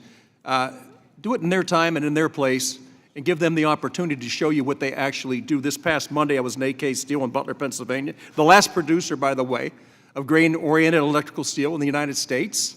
They are under great duress right now. And why? Because of the way the circumvention of 232 tariffs takes place. And I would like to submit this, Chairman, for the record. This is just a little map that shows you the pathway from China to Tijuana, Mexico, where the steel coils then, the laminates are then cut and shipped to America, and all of a sudden the finished product is, oh no, this didn't come from someplace else.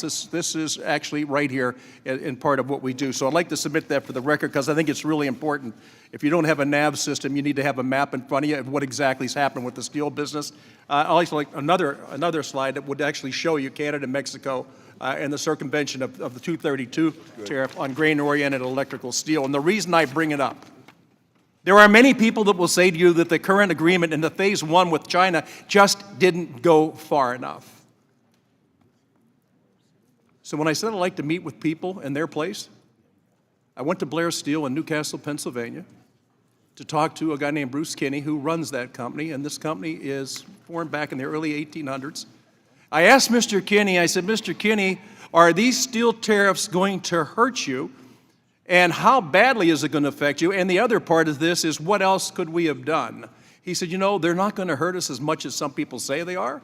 And when it comes to what else could we have done, we needed this guy 39 years ago, not now. Every administration sat in Washington, D.C. and told people how upset they were with the loss of manufacturing jobs in the United States of America and didn't do a damn thing about it. And when you talk to people who are involved in what you do, because you do such a deep dive on it, is there something we don't understand about China's long-range goals? Is there something we don't understand about the Asian mentality that is about generational efforts to get to where they want to go and thinking that the way they think, that's all right? And who suffers? Anybody who's in the way of trying to get to that goal. And yet we sit here today and we say this Phase 1 deal didn't go as far as we would have liked it to go, and we should have worked with others. Bob Lighthizer worked his tail off with his group to get to this point. It's a starting point, not a finish. Not a finish. And sometimes when I sit and I listen to this and I say, you know what? What everybody's saying is correct. But how do we do it? What do we do? What did we do to stem this? Listen, I watched AK Steel, I watched Allegheny Technologies, I watched them file anti-dumping and countervailing duty petitions against imports of grain-oriented electrical steel. And you know what? The Czech Republic, Germany, Japan, Korea, Poland, and Russia were all found guilty of dumping this steel. But the end result was, but it really didn't hurt America. Are you kidding me? Are you kidding me? So we can go to the WTO, and I got to tell you, I'm in the automobile business, if I lose a sale today to a competitor, I may never see that customer again. I want you to walk through the communities that I serve and that I represent and look at shuttered factories that have not come back to life. I want you to see neighborhoods that have been destroyed and are falling apart, schools that are now shuttered and falling apart, and it's all because nobody stood up to China and other bad actors around the world. And I want to tell you, if they're our allies, if they're their friends, allies and friends don't treat the greatest country in the world that's protected them the way that we're being treated. So I thank all of you for being here today. And you know what? This is one thing we can never walk away from. We can never say it's good enough. It's not good enough, and we've got to keep fighting for it. But as the famous philosopher George Santiago said, those who do not learn history are doomed to repeat it. All we have to do is go back to the 30s and look what happened. Look what happened when two small countries joined together and almost brought the world to its knees. Look what happened in World War II. Look what has happened to America over the years. We are the greatest country in the world. We are the most forgiving country in the world. We are the most generous country in the world. But we can only maintain that when we have the economic strength to do it. Oftentimes, we are willing in our hearts but weak in our wallets. This is one of those times where we have to look at what we've really lost over the years because we didn't stand up to something we knew was wrong. We've got to protect our workers. We've got to protect our communities, our schools, everything from the ground up. And we've sacrificed it. And my question, I don't understand, why in the heck did we watch for 4 decades this loss of jobs and say, I think it's going to be all right? So for my friends and the workers in Armco, AK Steel, in Butler, Pennsylvania, I said, do not give up. You are the last producer of electrical steel in the United States, and as much as we have not talked about the electric grid in this country, we better wake up and smell the coffee because this is getting away from us too quick. We will not be able to defend ourselves in the future if we do not have strong steel, and we don't have strong farms, and we don't have strong manufacturing. It's just a fact of life. Chairman, thanks so much for having this, and it's a real wake-up call. We can do these things, but we have to have the strength and the stomach to do it. So I appreciate the opportunity, and I would really like to thank my friends at AK Steel for stating just how critical it is for them. Thank you. Thank the gentleman. Let me recognize the gentleman from New Jersey, Mr. Pasquale, to inquire. Thank you, Mr. Chairman. Mr. Default, as a farmer, would you prefer actual access to the markets in China or a payoff from the president? Does this deal allow you to regain lost market access? Try to be as brief as possible. Brief as possible, yes. We'd rather get it in the market. Our mantra is trade, not aid. Thank you, sir. Mr. Chairman, if I were Perry Mason, and this was a courtroom, I'd call China Exhibit A of how the president's chaotic trade war has hurt us. Exhibit A. President Trump likes to point out that America is getting screwed, to use his word. So he unilaterally raised tariffs, and when China's retaliatory tariffs hammered Americans, the president said, trust me.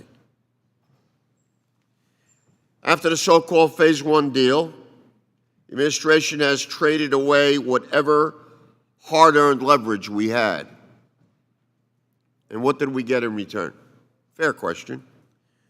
Nothing to resolve the systemic issues that led to the imposing tariffs against China in the first place. What a great deal maker. Let's look at the fine print. It does not improve labor. It does not improve environmental conditions in China. Oh, wait. This is only the beginning. I forgot. I'm sorry. It does not rein in the billions of government subsidies Beijing pours into state-owned enterprises. It actually empowers and encourages this bad behavior if you read the fine print. Meanwhile, America's farmers have been shut out of foreign markets, slammed with retaliatory tariffs, and have lost lucrative contracts. All gifts in the trade chaos. Tariffs can work when there is a plan, not just as the thoughtless projectiles or being used as weapons.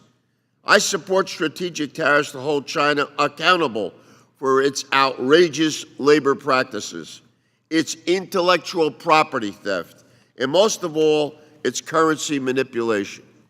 And I agree somewhat that past administrations have not done enough to address that issue. But the president claims he cares about these problems. But a so-called deal means bupkis. It is nothing but a way to declare a fake victory and cover his rear for these disastrous policies. My friends on the other side, and I believe they are, they like to decry socialism. I agree with them. But now that China looks like it's backing out of its pledge to purchase U.S. farm goods, Trump is embracing socialism to bribe farmers in the United States of America. It's too little, it's too late. Family farms filed 595 Chapter 12 bankruptcies 2019, last year. Went up 20% from last year. The data shows that family farmer bankruptcies have increased every year for the past 5 years. These bankruptcies are up despite President Trump pumping an extra $28 billion to our farmers. That is more than double spent to rescue the auto industry in 2009, and they paid it back, no less. Who the heck are you kidding? For years, President Obama was attacked over picking winners and losers. But President Trump's farm bribes do exactly that. Worse, this is crony capitalism. It's not going to those who need it most, but to regions important to his reelection. And for instance, JBS, which is a Brazilian-owned meat processing company, received $67 million in bailout funds. And in 2017, two of JBS's former top executives pleaded guilty to corruption charges in Brazil. The brothers remain majority shareholders with control over the company. Let's get real about it instead of bumper sticking this issue. We're not helping the Chinese workers, and we're not even helping our own. And the hemorrhaging of jobs continues. Thank you, Mr. Chairman. Have a good day. Thank the gentleman. Gentleman from Missouri, Mr. Smith, is recognized to inquire. Thank you, Mr. Chairman. I'm so glad to hear my colleague from New Jersey talk about the importance of advocating for farmers. As someone who represents a lot of farms, it's good that on your side of the aisle, there's people actually discussing the needs of rural farmers. I represent... Will the gentleman yield? No, I won't. Well, you just referred to me, so I... And I do not yield, thank you, gentlemen, because... You're welcome. We've had enough people try to act like they care about farmers, but do zero about it. Mr. Chairman? That's what we've seen with members of Congress. That's what we've seen with former presidents. They knew China was bad actors. They knew that China was taking advantage of our farmers, our small businesses, our intellectual property. But yet they did nothing. And then when someone did try to do something, such as President Trump, they then complain about it because it's not enough. Let's try to help deliver for the American farmers, the American manufacturers, the American businesses, the American consumers, but instead, All we're hearing is more politics and more bickering and more fighting, and like, we're not as good as so-and-so. I'm sick of it. Let's fight for the American people. That's what we need to do. But this president's done things differently, without a doubt.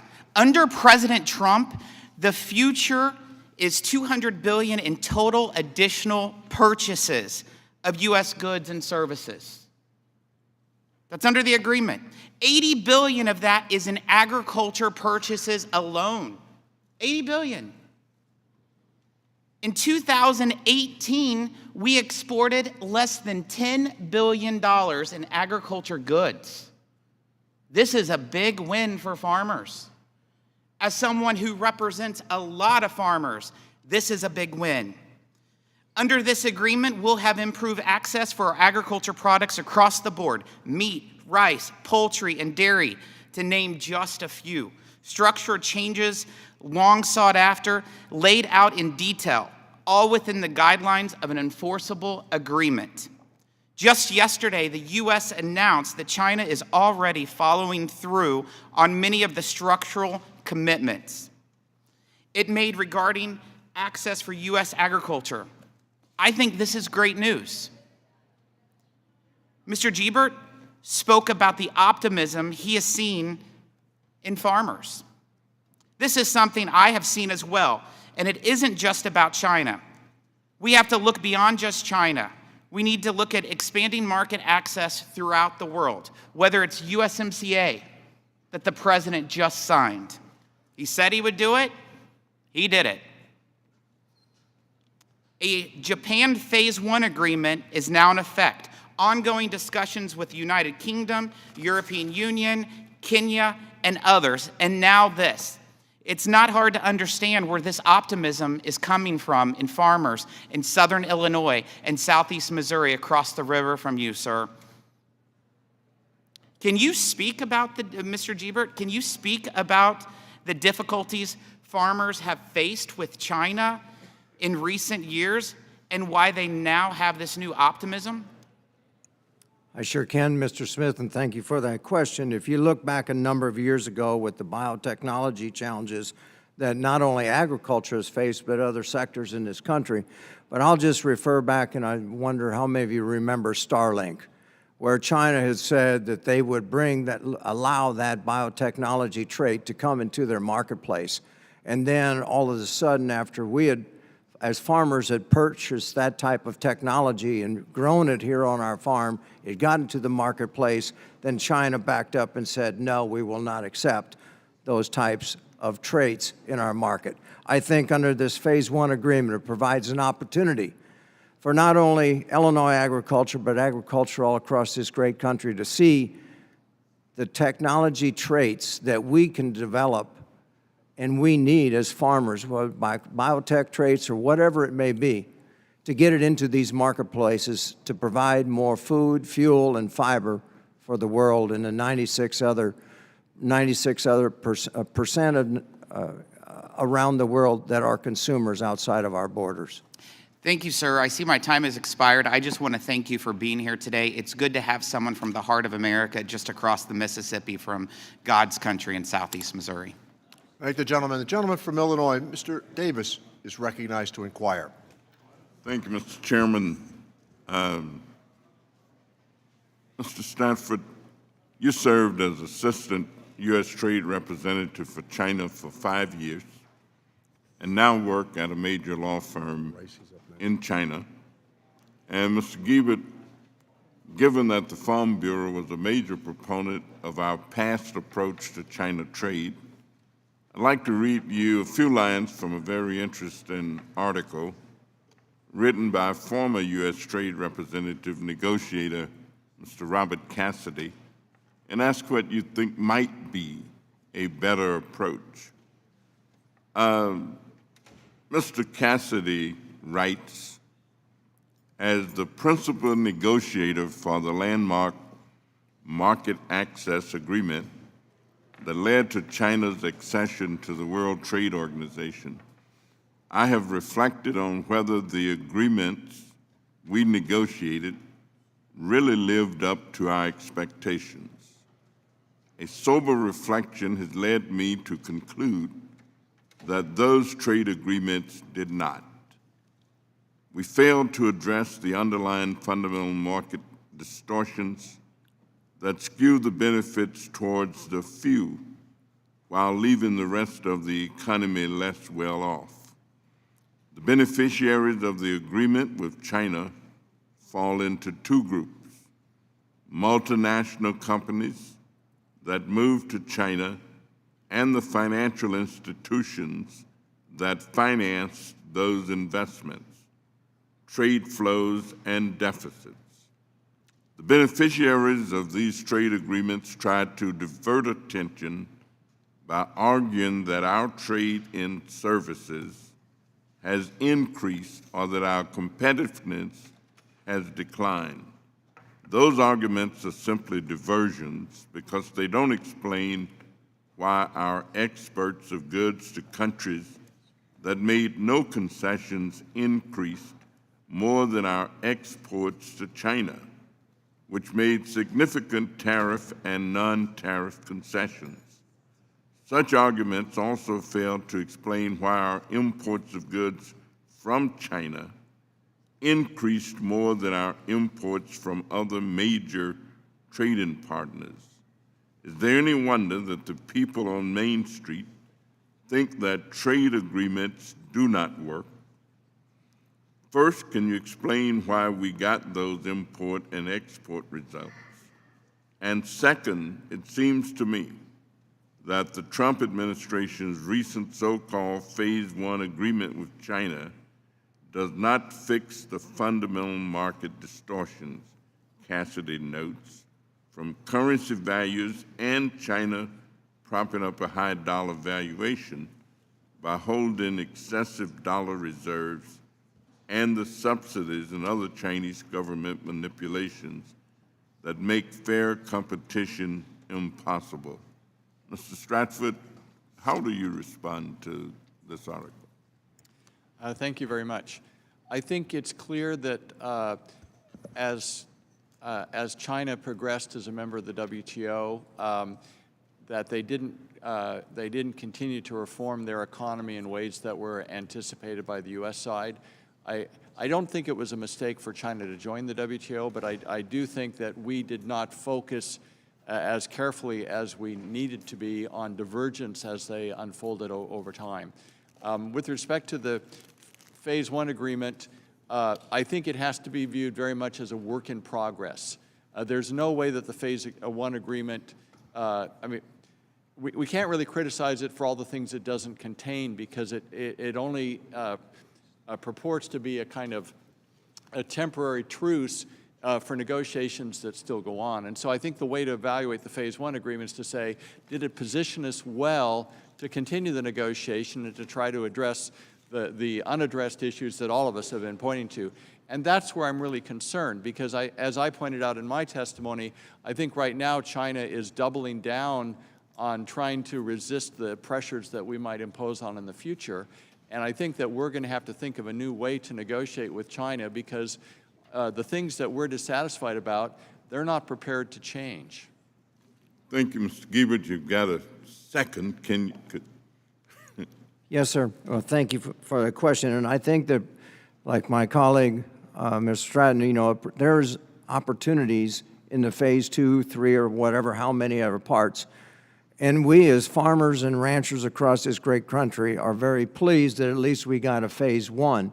To hold out and postpone an agreement with China to resolve all the issues that are very important to each and every one of us would take years to accomplish.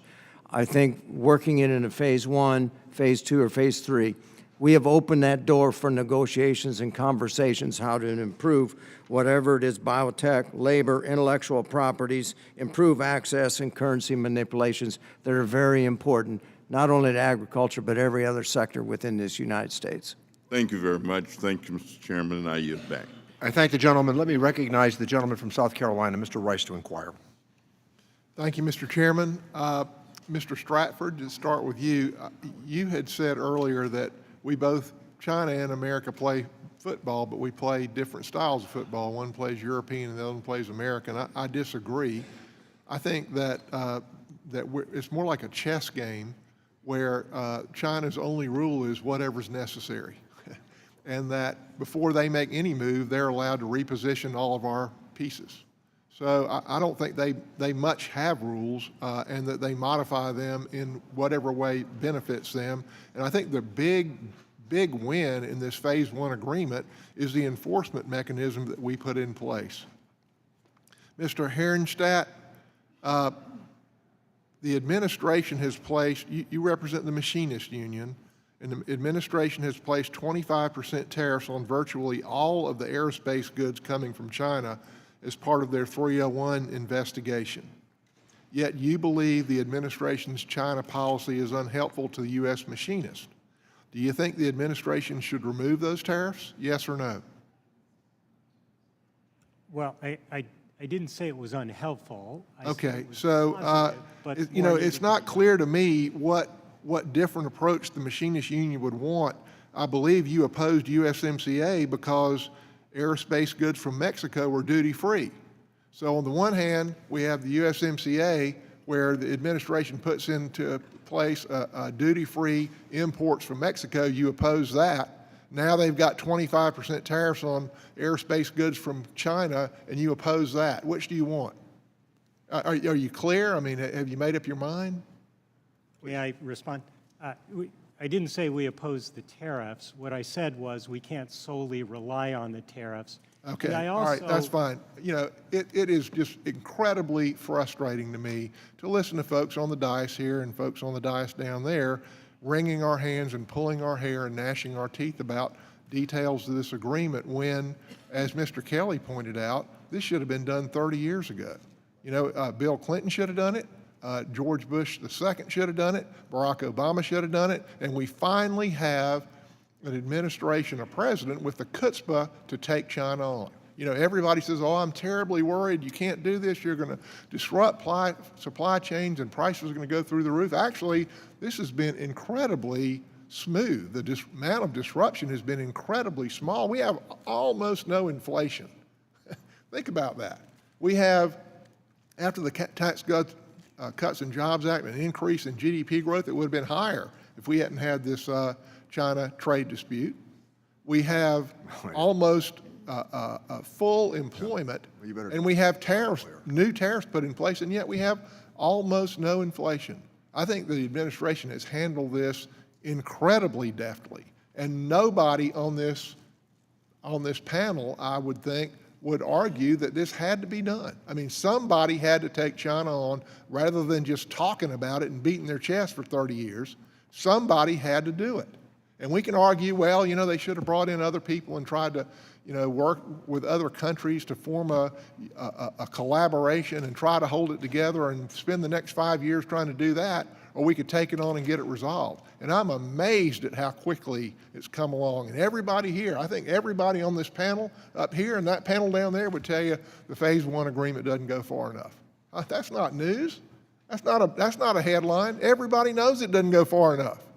Hell, Bob Lighthizer will tell you it doesn't go far enough. Wilbur Ross will tell you it doesn't go far enough. President Trump and everybody else in the administration would tell you it doesn't go far enough. It's not intended to go far enough. It's intended to be a beginning, and we'll move on from there.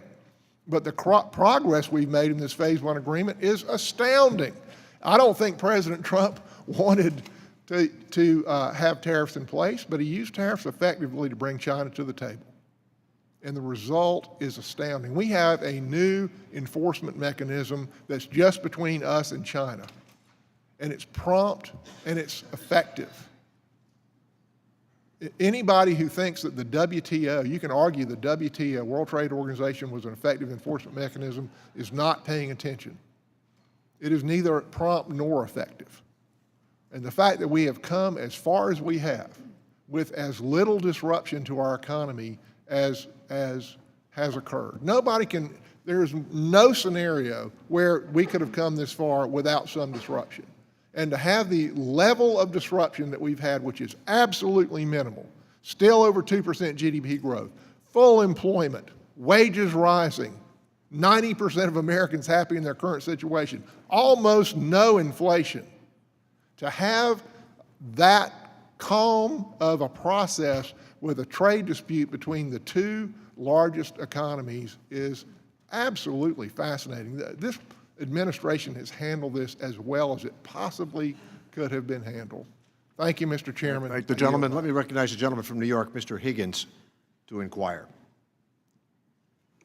Thank you, Mr. Chairman. For all the focus on the trade war between the United States and China, the tech war is the one that will change the global economic order.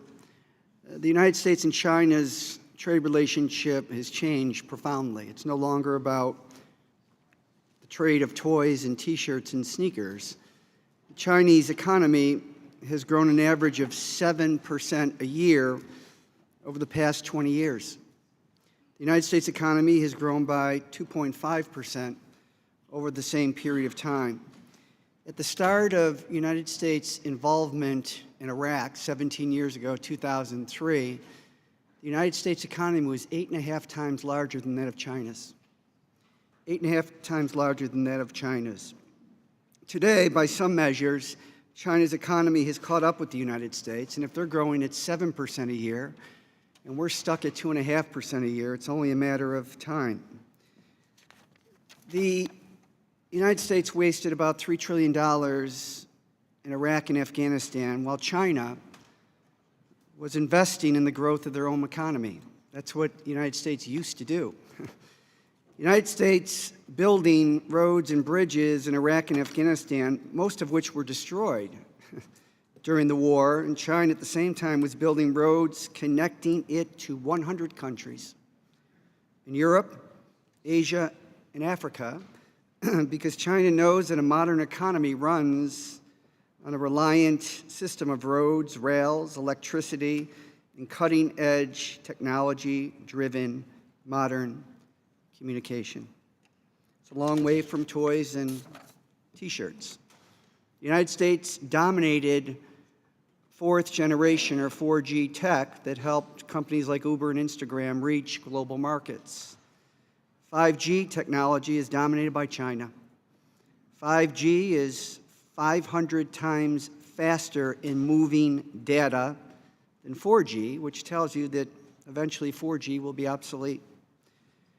The United States, by most estimates, is $500 billion short in building cellular sites and base stations and the hardware that is the backbone, the infrastructure of 5G. China has 150,000 cellular sites. The United States has 10,000. Look, China's a bad state actor. They cheat, they steal, they abuse their people, and they disregard and abuse their land. But they're smart enough to know that economic growth can only be achieved by investing in their own growth, by nation building at home. That used to be us. That used to be the United States. It's not any longer, and we're falling considerably behind. We're in a defensive mode. The United States never did that. We led the world by example, by confidence, by generosity. Mr. Hernstat, I'm sure that you have some thoughts on this. You got to share them with us. Sure, thank you. I think it's been said, China has Made in China 2025. They've got the Belt and Road Initiative. They force transfer of technology and production in return for market sales, and we have a strategy where we, by and large, relegate all of those responses to private companies who have to decide whether or not they'll succumb to it or they'll lose a sale, which is why we've been stressing we need a comprehensive strategy. This is nothing new to us. And you've mentioned several of those that we need to put together. It's not just trade, it involves tax, it involves training, it involves research and development, tying that to the new technologies to make sure they remain in the U.S., that they're not sold off, and other things like that. Thank you. Thank you. I'll yield back, Mr. Chairman. Thank the gentleman. Let me recognize the gentleman from New York, Mr. Reed, to inquire. Thank you, Mr. Chairman. And I just wanted to maybe set the stage of my understanding and make sure it's accurate. Mr. Stratford, I think you have a wealth of information and historical reference on how we've been dealing with China over the years. And I want to kind of follow up on some comments my friend from Oregon may have made here as I was listening to the testimony. From the time that China went into the WTO until today, what would be the top unfair trade practices that you've observed in their activity in regards to issues that needed to be addressed that weren't addressed? I think the biggest problem has been the way that China identifies industrial sectors where they want to lead the world, and the way they've used a lot of different measures in a coordinated way to help those sectors develop. And it's not something that the WTO has really been equipped to deal with. Part of it is because the disciplines may be hard to prove. You don't have a lot of evidence. Part of it is because foreign companies don't want to go to their own governments and complain because they're afraid they'll be retaliated against if they do. And part of it is because the WTO system, even if you can bring a case, it may take several years before you go through the process. And by the time you've gone through the process, the harm is done. China's already established itself in a new industry or built a new plant or something. And so it just hasn't been a successful way to persuade China to use a different approach. So enforcement, I'm hearing enforcement was lacking as a primary issue. Mr. Gerbert, from your perspective, what were some of the unfair trade practices that you observed during that period of time from your humble position? Mainly it's the biotech sector in those areas and anti-dumping, of different products and the acceptance of products that we were shipped, particularly those that had a short shelf life. Take cherries from Wisconsin or Michigan that would sit on the docks, and for any reason, they just chose not to unload them or to accept them, those perishable types of products. So using agricultural standards in an inappropriate way to block that type of commerce. Absolutely, and it was devastating to those producers that had contracts with them and waiting on those checks. And when you reference the biotechnology sector, does that get into the technology transfer issues that China potentially was abusing? Absolutely. Okay. And how about intellectual property protections? You kind of touch on that. Was that something that happened during that period of time? Absolutely. And then one of my favorites that China is notorious for, in my opinion, is the manipulation of their currency. Has that been something the panel readily agrees with as an unfair trade practice? That would agree, Ms. Lee? I see a head shaking yes there. Yes, currency manipulation and misalignment, I would say, is one of the key problems in the U.S.-China relationship. Certainly in the early 2000s, everybody agrees that China was intervening systematically and one-sidedly in currency markets. Even though that's not happening anymore, the overhang, the aftermath of that intervention still is an issue today. And as we saw, one of the ways that the Chinese government responded to the tariffs was to adjust their currency downwards. So I think not having the effective tools to address currency manipulation is a real problem in U.S. trade policy overall. I appreciate that. So if I look at phase one of the China trade agreement that President Trump has negotiated and put into place, my understanding of the provisions is that we have an intellectual property protection piece in it. We have a technology transfer piece in it. We have the agricultural standards piece in phase one. We have issues dealing with financial services, which I didn't touch upon, and is another issue, but I believe that's in the agreement. And we have one of my favorites is currency manipulation. For the first time is put into a document with China that the president was able to secure. So as we touched upon many of the unfair trade practices, couldn't we all agree that this is a good first step in regards to what we've been able to do? Mr. Gerbert, you seem to be shaking yes. Is that absolutely? I mean, this is a first step in to get our arms around it and to at least first call them on the carpet, recognize that there are some real challenges, and we've had, and with WTO reforms in this package as a phase one is vitally important. As we look at the number of cases that we brought into WTO with regard to China on the rate quota for wheat, or their stealing of intellectual properties. I got 15 seconds, and so I would encourage my colleagues on this panel. One of the things I've experienced with China over the years is they look for division. they sow the seeds of division of their adversaries, and I think they look at America as an adversary. And so when we speak from this panel, I hope we can speak in one voice. This is a good first step, and let's support phase 2 on the additional items that need to be addressed. And with that, I yield back. Thank the gentleman. Let me recognize the gentlelady from Washington State, Ms. Del Bene, to inquire. Thank you, Mr. Chairman, and thanks to all of you for joining us today and for your insights. Mr. Dufal, I'm interested in your take on the long-term effect of the purchase commitments that are in the Phase 1 deal. If China does complete its purchase commitments, farmers would need to dramatically scale up production of certain products to meet that demand. But it's a 2-year agreement, so if that doesn't continue after 2 years, how does that impact our farmers? Yeah, are we gearing up for something that's not there, getting ready for a dance that's not going to be held? Right. In the agreement, it's almost a doubling of agriculture imports to China from the highest year ever. And we're skeptical in agriculture on that. Yes, we have a Phase 1 agreement. That's good. But if that's so good for agriculture, why did the president on Monday or Friday announce that he wants to continue these aid payments to farmers for the foreseeable future? And I think you said at one point you want trade, not aid. Trade, not aid. Yeah. Mr. Stratford, do you have a view on this, a 2-year commitment, on kind of the impact that has, given that our farmers can't really scale and think long-term, and whether or not China would kind of understands that as part of the 2-year commitment, whether that helps us going forward or not? Well, there's always been kind of a tension between U.S. Urging China to be more market-oriented and then also to have purchasing commitments, because those are sort of two different philosophies of trade. I think the goal, though, is the agreement has a lot of steps that China needs to take to open up the markets further. The idea is if you open up the markets and have more disciplines on some of these tools they've used to restrict trade flows, and if you get the trade flows going, hopefully that will prime the pump and keep things in a positive direction. There are no guarantees, but one can see why, if you're trying to figure out how to solve the problem, it's hard to come up with a lot of better solutions than this. I also wanted to follow up on something you talked about earlier.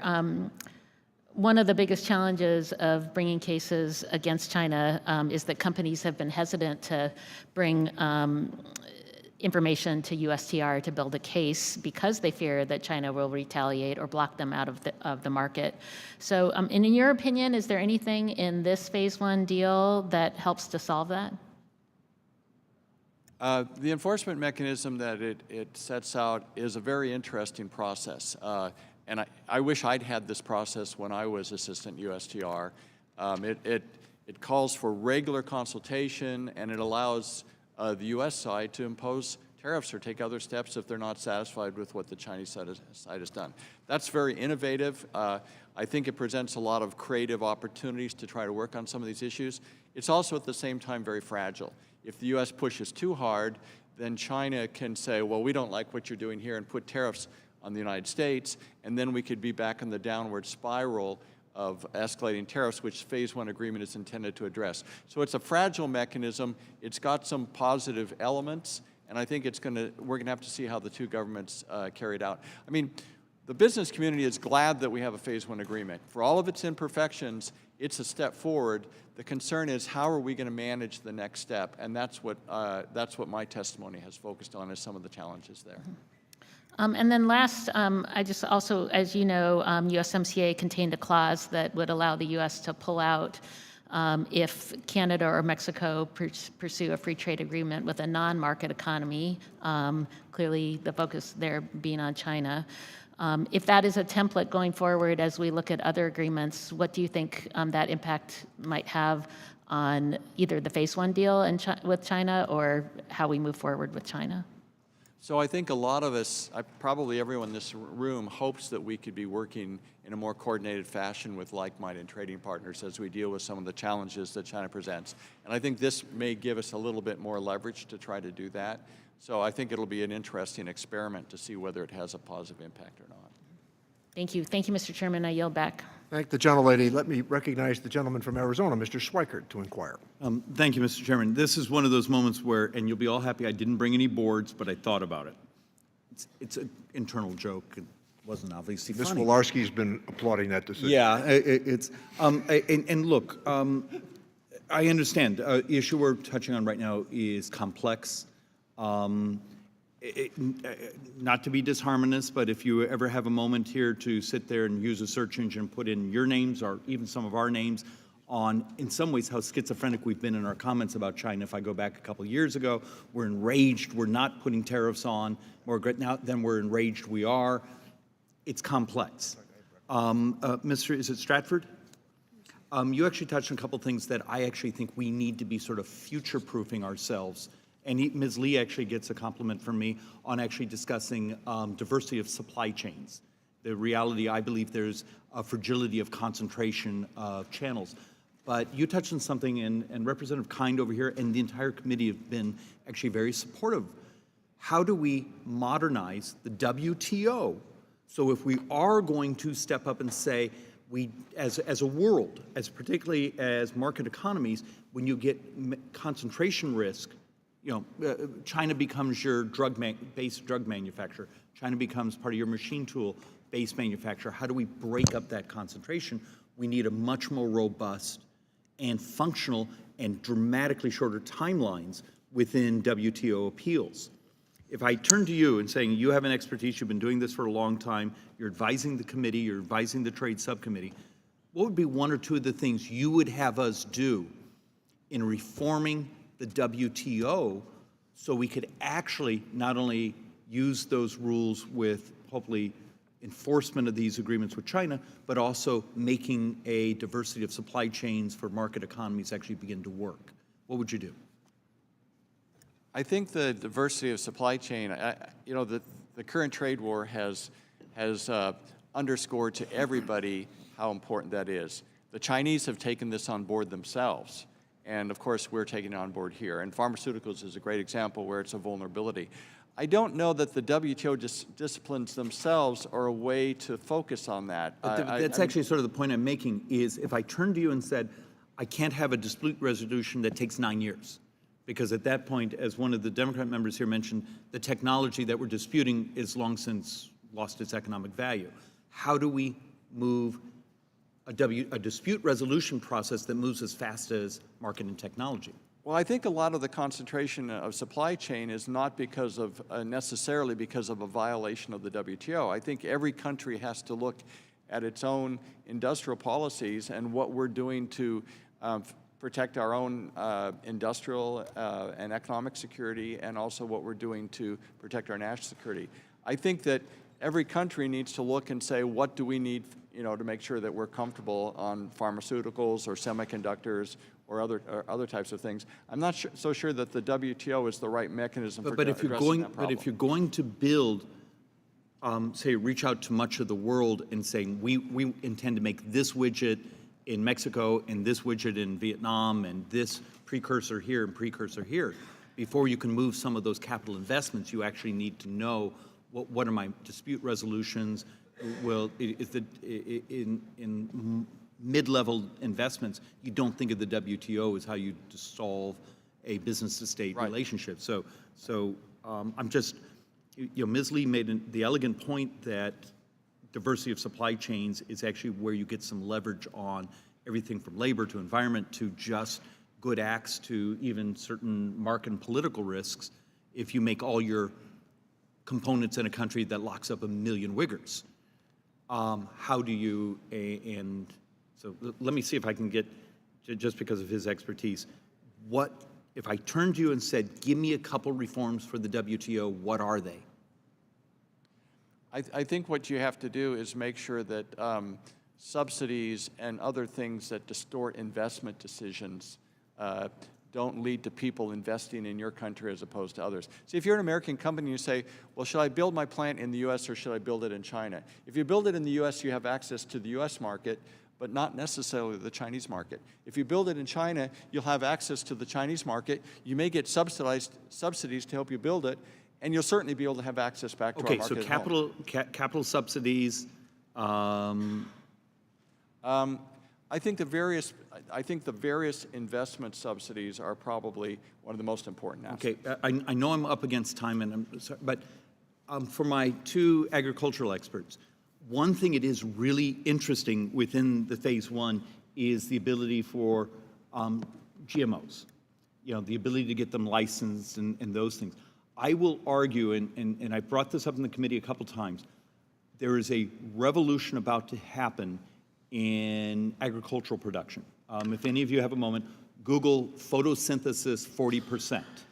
There is a major breakthrough in plant productivity that I believe is going to be very disruptive, a great revolution in agricultural markets. But if that technology is true, and they're moving to row crops right now, the way we look at agricultural trade from our country and the world is about to go through a major disruption. Oddly enough, the phase one may actually have some language in there that helps us in moving to those new technologies. With that, Thank the gentleman. Let me recognize the gentlelady from California, Ms. Chu, to inquire. Thank you. Dr. Reif, I noted with interest in your testimony that you said that the U.S. needs more than cash and needs talented researchers. It needs to attract top U.S. students to key fields and attract and retain the best researchers from around the world. And I believe that America's competitiveness depends on attracting the best and the brightest scientific minds to our country. I know that there are scientists in China that would be eager to immigrate to America and raise their families here with all the opportunities that are here. As such, I am concerned about the federal government's approach to countering Chinese espionage at our colleges and our universities and how that impacts our economic competitiveness. While there are undoubtedly legitimate cases of espionage that should be investigated, I'm deeply concerned that innocent people are being swept up in the recent FBI China initiative, both those that are Chinese nationals as well as Chinese Americans, and the impact that it has on our academic community. A recent New York Times report found that NIH and FBI sent 18,000 letters asking administrators who oversee government grants to increase scrutiny of scientists with foreign ties, especially those with connections to China. As a result, last week, Congressmember Jamie Raskin and I sent letters to the FBI and NIH requesting information on the breadth of these investigations. Take, for example, the case of Dr. Xiaosheng Shi, a prominent Chinese-American scientist and professor at Temple University in Philadelphia, who was wrongfully accused of espionage only to find his charges later dropped without any explanation. In 2015, he and his family woke up at the break of dawn at the end of several guns that were pointed at him by a dozen armed FBI agents. He was handcuffed and arrested in front of his wife and daughters and neighbors. He was taken to jail, strip searched, and threatened with 80 years in prison and a $1 million fine, and was forced to resign as chair of the physics department. But after months of investigation, the entire case was dropped without any explanation. His life ruined. I wish Dr. Shi's case was isolated, but unfortunately, it is part of a larger pattern. And during a Senate hearing in 2018, FBI Director Wray made comments singling out all Chinese students and nationals as national security threats that require a whole-of-society response from the United States. This kind of language lets Chinese students and professors know that they are not welcome in the U.S. and that they should take their talents elsewhere. So, Dr. Reif, I want to thank you for your efforts to address the xenophobic sentiments impacting Chinese American academics and scientists and the long-term impact this could have on America's role as a global leader in research and innovation. So could you provide some insight as to what American universities already do to combat academic espionage, and what assistance universities would further need to protect against foreign espionage? Does singling out individuals by a specific nationality help these efforts or hinder them? Thank you for the question. Let me give you two quick observations. We do look at engagements, international engagements, very carefully, whether it's from China or from other countries. We do pay attention to any impact that those engagements may have with the U.S. economy, the U.S. security, and we do we do monitor carefully any foreign engagements that MIT faculty have. So we do pay attention to that to make sure that whatever engagement we do is mutually beneficial and doesn't cause harm to the U.S. Point number one. Point number two, I know of no cases whatsoever of espionage that involve students, particularly foreign students. So I see no concerns on that area whatsoever. There may be, but I'm not aware of them. I said in my remarks, and I think it's written in my testimony, that we have a very international population at MIT. We have people not just from all the 50 states, but from 134 countries. And they all contribute to not just to MIT, but to America with their work, with their study, with their research. So we all view that as an asset for America, a huge asset that we have over other countries, not something that we want to go away from. So we think it's very precious for us to engage internationally. We do want international community at MIT. It's, of course, primarily domestic, but we do have a strong presence international. But the point is, we do have to pay attention when we engage internationally that we do it for mutual benefit and not to hurt the country. And I do want to insist that I have not seen any evidence of any espionage from any students in the United States. Thank you. I yield back. Thank the gentlelady. Let me recognize the gentlelady from Indiana, Ms. Wolarski, to inquire. Thank you, Mr. Chairman, and thank you to our panel today and your expertise. I appreciate it. I don't think it's any secret that China's been predatory in its trade practices. I don't think there's anyone in the room that hasn't disagreed with that sentiment. They steal intellectual property. They erect unscientific agricultural barriers. They force companies to transfer their technology and manipulate their currency, and all around create a completely uneven playing field to stack the deck in favor of Chinese companies. President Trump, though, promised, like others, that he'd be tough on China. Unlike others, President Trump has kept that promise. For too long, China maintained these egregious practices because they had every incentive to. All they ever received was essentially a wag of the finger, a slap on the wrist. Even during the Obama administration, the U.S. and China held meetings like the Strategic and Economic Dialogues, but they were more fanfare than real results. After the second meeting of the dialogue in May of 2010, the Obama administration trumpeted that China committed to innovative policies consistent with strong principles, including non-discrimination, intellectual property rights protections, market competition, and no government interference in technology transfers. But you know what? China made a similar promise during that third meeting, too. And in the fourth meeting, and the fifth meeting, and the sixth meeting, the seventh meeting, and the eighth meeting, I don't think anyone would say that China has followed those principles, those practices to do anything to improve intellectual property and to end the forced technology transfer. It's the same story when it comes to reducing barriers to foreign investment in agricultural imports or buying more American products in general. China seemed to follow the same playbook year after year, making lofty promises, make marginal, if any, progress over the course of the year, promise to do more in year two, make marginal, if any, progress in year two, and so on. It's been a continuum. It's like watching an inchworm make its way down a football field. It might get to the end zone eventually, but anytime soon. The main problem with the previous administration's approach, in my view, was that there was no real stick to go along with the U.S. carrot. And I think that the key difference with President Trump's Phase 1 deal, it includes a crucial word that we heard over and over from my friends on the other side during the debate over USMCA, and that word is enforcement.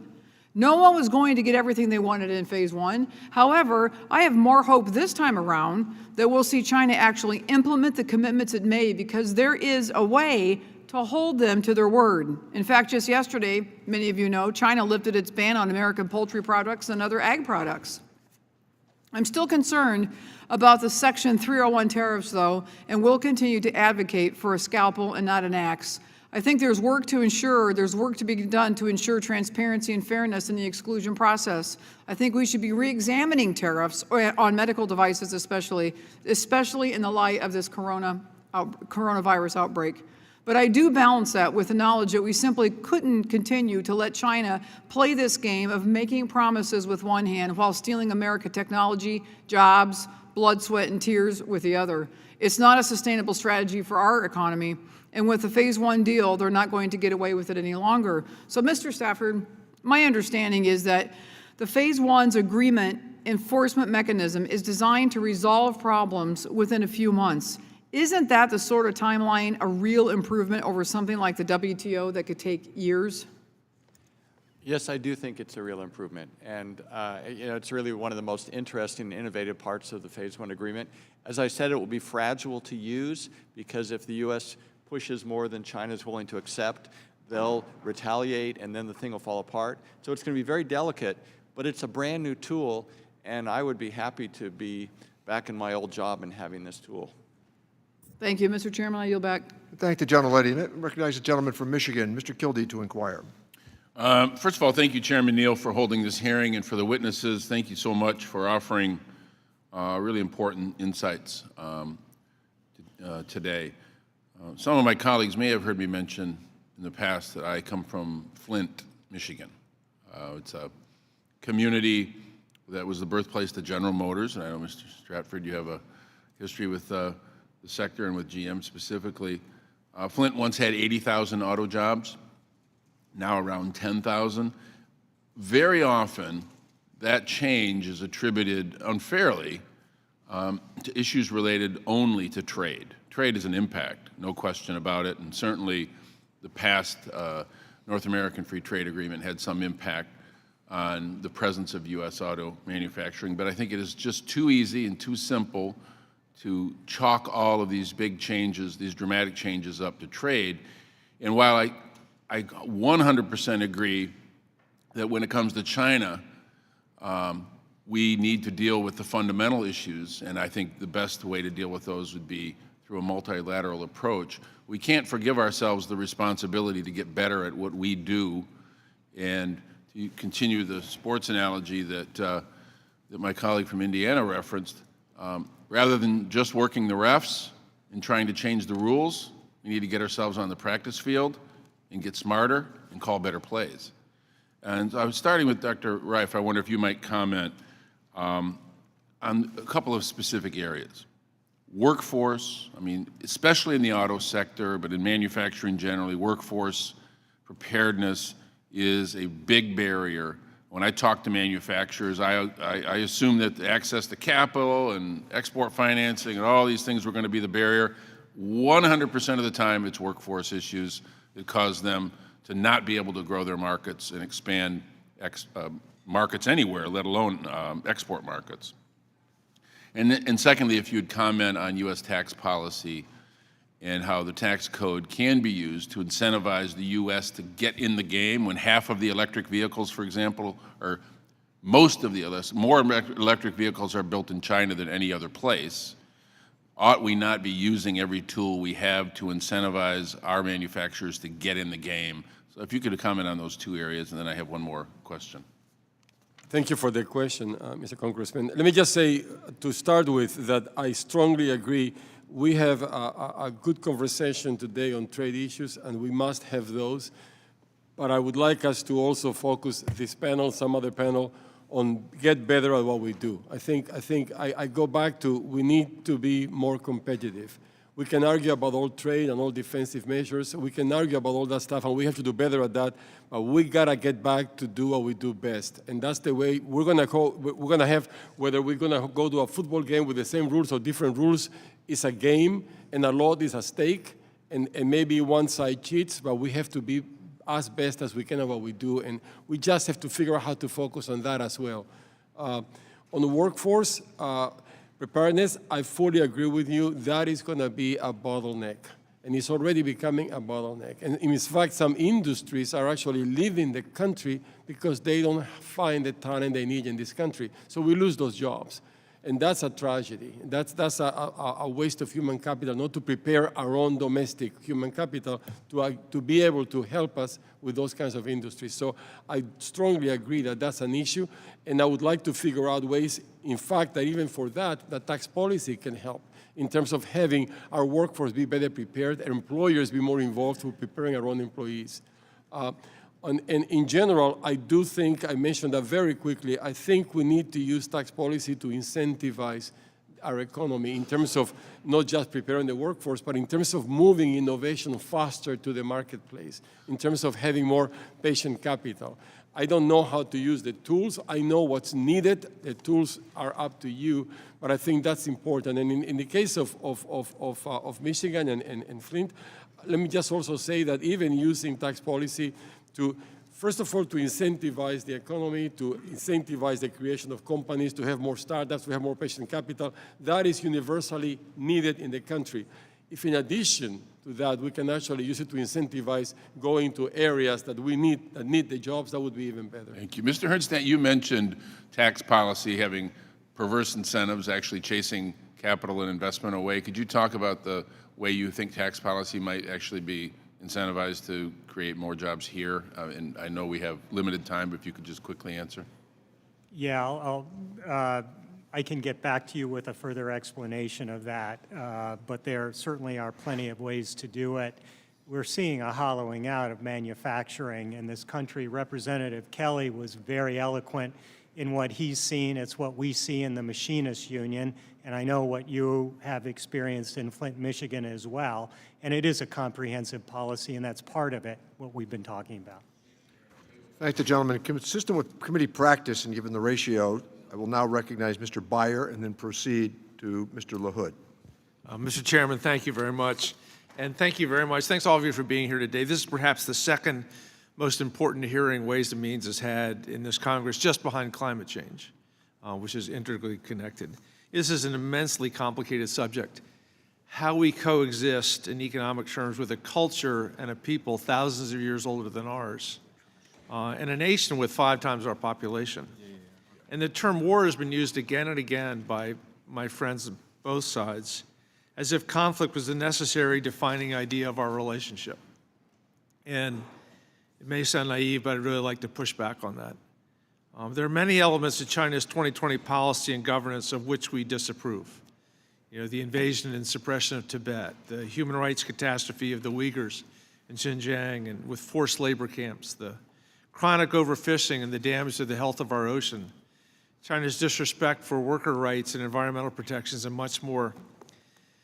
At the same time, China has lifted hundreds of millions of people out of poverty in recent decades. I love my country, but our history is not exactly perfect either. From the original sin of slavery to putting children in cages, we make mistakes, and then we try to learn from them and fix them. And with all my friends here, Democrats and Republicans, we work as hard as we can in service to form a more perfect union. Mr. Stratford called for a new paradigm, one that recognized where China is today in the continuum of history. So Dr. Reif, as arguably one of the biggest thinkers in America today, what could a new U.S.-China paradigm look like? How can we work together to lift up workers in China and in the United States? How do we accelerate artificial intelligence for the benefit of all men, women, and children on the planet? How do we advance medical science together so we can cure science, eliminate genetic diseases, reduce the cost of care? And most importantly, how do we avoid military conflict and learn to work together to deal with the world's rogue states? And how do we help China along the positive historical path of enlightenment, human rights, dignity, freedom? You just said the words mutual benefit 5 minutes ago. How do we actually get there? Well, that's the most important question I think has been asked in this domain right now. Look, it is. I can elaborate on this question, and it would take me more than 5 minutes. But I may give you the summary that I think we need to do. We need to sit at a table in which both sides feel there is something to gain and something to lose. And right now, my concern is that China is moving aggressively, and they identify the areas they want to dominate. I think somebody in the panel mentioned that, and they are aggressively moving into that domain. We are not responding as aggressively as we should. And if we continue with that point of view, when we sit at a table to negotiate, we'll be the weaker in that conversation. And if we are the weaker in that conversation, how do we get to a point in which we can find a mutual benefit if they are winning? So I think they do want to find a way to explore the mutual benefit. Let me just tell you quite frankly, very quickly, They have told me in numerous occasions that we should not, the U.S. should not compete with China when it comes to scale because they are bigger and they can always beat us on that. But they have said to me in numerous occasions, China will never be able to compete with the U.S. in innovation and creativity. They have said that to me. And when I ask them why, their answer is because we're homogeneous and you're heterogeneous. You have the best brains from all over the world, will never be able to match what you offer. Okay, so they see a place of strength that we have, and they see their place of strength. But with our place of strength, we're weakening it ourselves. We're becoming less, and we want to become less and less heterogeneous. So in that sense, we are not going to have a good way to have a conversation for us to bring them to the table to see the mutual benefit of doing something together and to try to be willing to negotiate. Ms. Lee, please. Thank you for the question, Mr. Beyer. I think it's a really important one. And I just wanted to say my dad came to the U.S. from China as a little boy. I still have relatives back in China. So I do approach this from looking for solutions that are of mutual benefit. And that's one of the reasons why we have put so much emphasis on workers' rights and currency. Both of those issues, if the U.S. were to put those at the center of a new paradigm of how we address China. With workers' rights, what we are saying is that Chinese workers should be able to exercise their fundamental human rights at the workplace, of freedom of association, right to bargain collectively, and also prohibitions against forced labor and child labor and discrimination. That would actually build a stronger democracy in China, would build a stronger middle class in China. It would be very beneficial to the United States and to American workers who would no longer have to be in direct competition with workers whose basic human rights are violated every day. So I think that's of interest. Also with the currency, this is not, I mean, it is a competitive issue, but it's also to say that the Chinese government should have more purchasing power and should not try to get ahead in the U.S.-China relationship by undercutting, by artificially undercutting the The price. chairman is cutting us both of us off, but later I'd love for you to explain to me the difference between their currency manipulation and our quantitative easing 1, 2, 3. I'd be happy to. Thank the gentleman. Let me recognize the gentleman from Illinois, Mr. LaHood, to inquire. Thank you, Mr. Chairman, and I want to thank you for having this hearing today and want to welcome all the witnesses here today for your valuable testimony. And obviously want to welcome President Giebert from the Illinois Farm Bureau. We're proud and honored to have you here as the Illinois Farm Bureau President. I like to remind people they're sometimes surprised that agriculture and agribusiness is the #1 industry in the state of Illinois. And 4 of the last 5 years, Illinois has led the nation in soybean production. And we're awful proud of that. My congressional district is the 8th largest in the country in terms of corn and soybean production, so agriculture is vitally important. And I think as I've heard the discussion here today on China, I think it's important to put things into perspective. If you go back a year ago, and we were in this trade war with China, what we heard when we talked to manufacturers and farmers and people that were concerned, international companies, people wanted predictability and certainty. That's what we heard constantly, predictability and certainty. And how do you get that? Well, you get that through trade agreements. And so fast forward a year, we now have trade agreements with our 4 largest trading partners in this country. USMCA with Mexico and Canada, Phase 1 with China, and a trade deal with Japan. And when you think about that certainty, somebody mentioned it earlier, when we think about the marketplace worldwide, 96% of the marketplace is outside of the United States. So we have to have customers and we have to have markets. And so when I think about the Phase 1 deal and how it affects agriculture, but also manufacturing, I go back and think about the tariff strategy. And listen, I'm not necessarily a fan of tariffs as a free market conservative, but I look at what tariffs have done in terms of leverage to get the deal we got in the end with Phase 1. And it may not be perfect, but it is progress from my point of view. And as I look at this, and we look at that predictability that we now have, and when you look at when China came into the WTO in 2001, the argument at the time was, bring them in and they're going to abide by all the same standards of every other industrialized country in the world. Well, clearly that hasn't happened. And I've paid acute attention to that when it comes to agriculture. And you look at the cases we've had in the World Trade Organization where we have won ultimately in the ag space, but it has taken 2 to 4 years. And so there's not a mechanism, a dispute resolution to go to get the resolution. And Mr. Giebert, maybe at this point I may ask you to talk a little bit about that frustration of having to go to the World Trade Organization, to wait an extended period of time, to finally get a result that we should have gotten quicker. And now, with this dispute resolution mechanism we have in place and the fact that we can put tariffs back in place and how that will affect agriculture and future negotiation with China. Well, thank you very much for the question, Mr. LaHood. And you know, it has been frustrating for a number of years with the cases that have been filed with the WTO, the length of time that it takes to resolve whatever the issue may be. And as was mentioned here earlier by your colleagues, that it's long past the issue whenever that resolve comes to pass. I think with this phase one agreement we see with the enforcement, the ability to put tariffs on almost immediately, or at least to bring folks to the table to try and resolve them diplomatically and get to a point where we can move on is monumental. And maybe as we look to other trade agreements around the world, maybe this is the new way of putting agreements together. Thank you for that. And I may, Mr. Stratford, I found it interesting your analogy used in your opening statement about soccer versus football. But I think what was missing from that analogy is every other industrialized country in the world, and whether they're in Europe or Japan or Korea, is affected the same way. They're going up against a China that is very much protective and regressive and really an unreliable system with many inequities. So it's not just the U.S. that's going on that playing field. It is every other country in the world. And so what do we do to change that behavior? Again, I think this approach is a good one to start off with. And I give a lot of credit. I know many of my colleagues on the other side praise Bob Lighthizer, and they should. There is not a more capable trade negotiator than Bob Lighthizer and his knowledge of trade negotiations. And he's the one that got this agreement done with China. I would just ask your opinion in terms of other countries have watched closely our strategy here and how this has played out.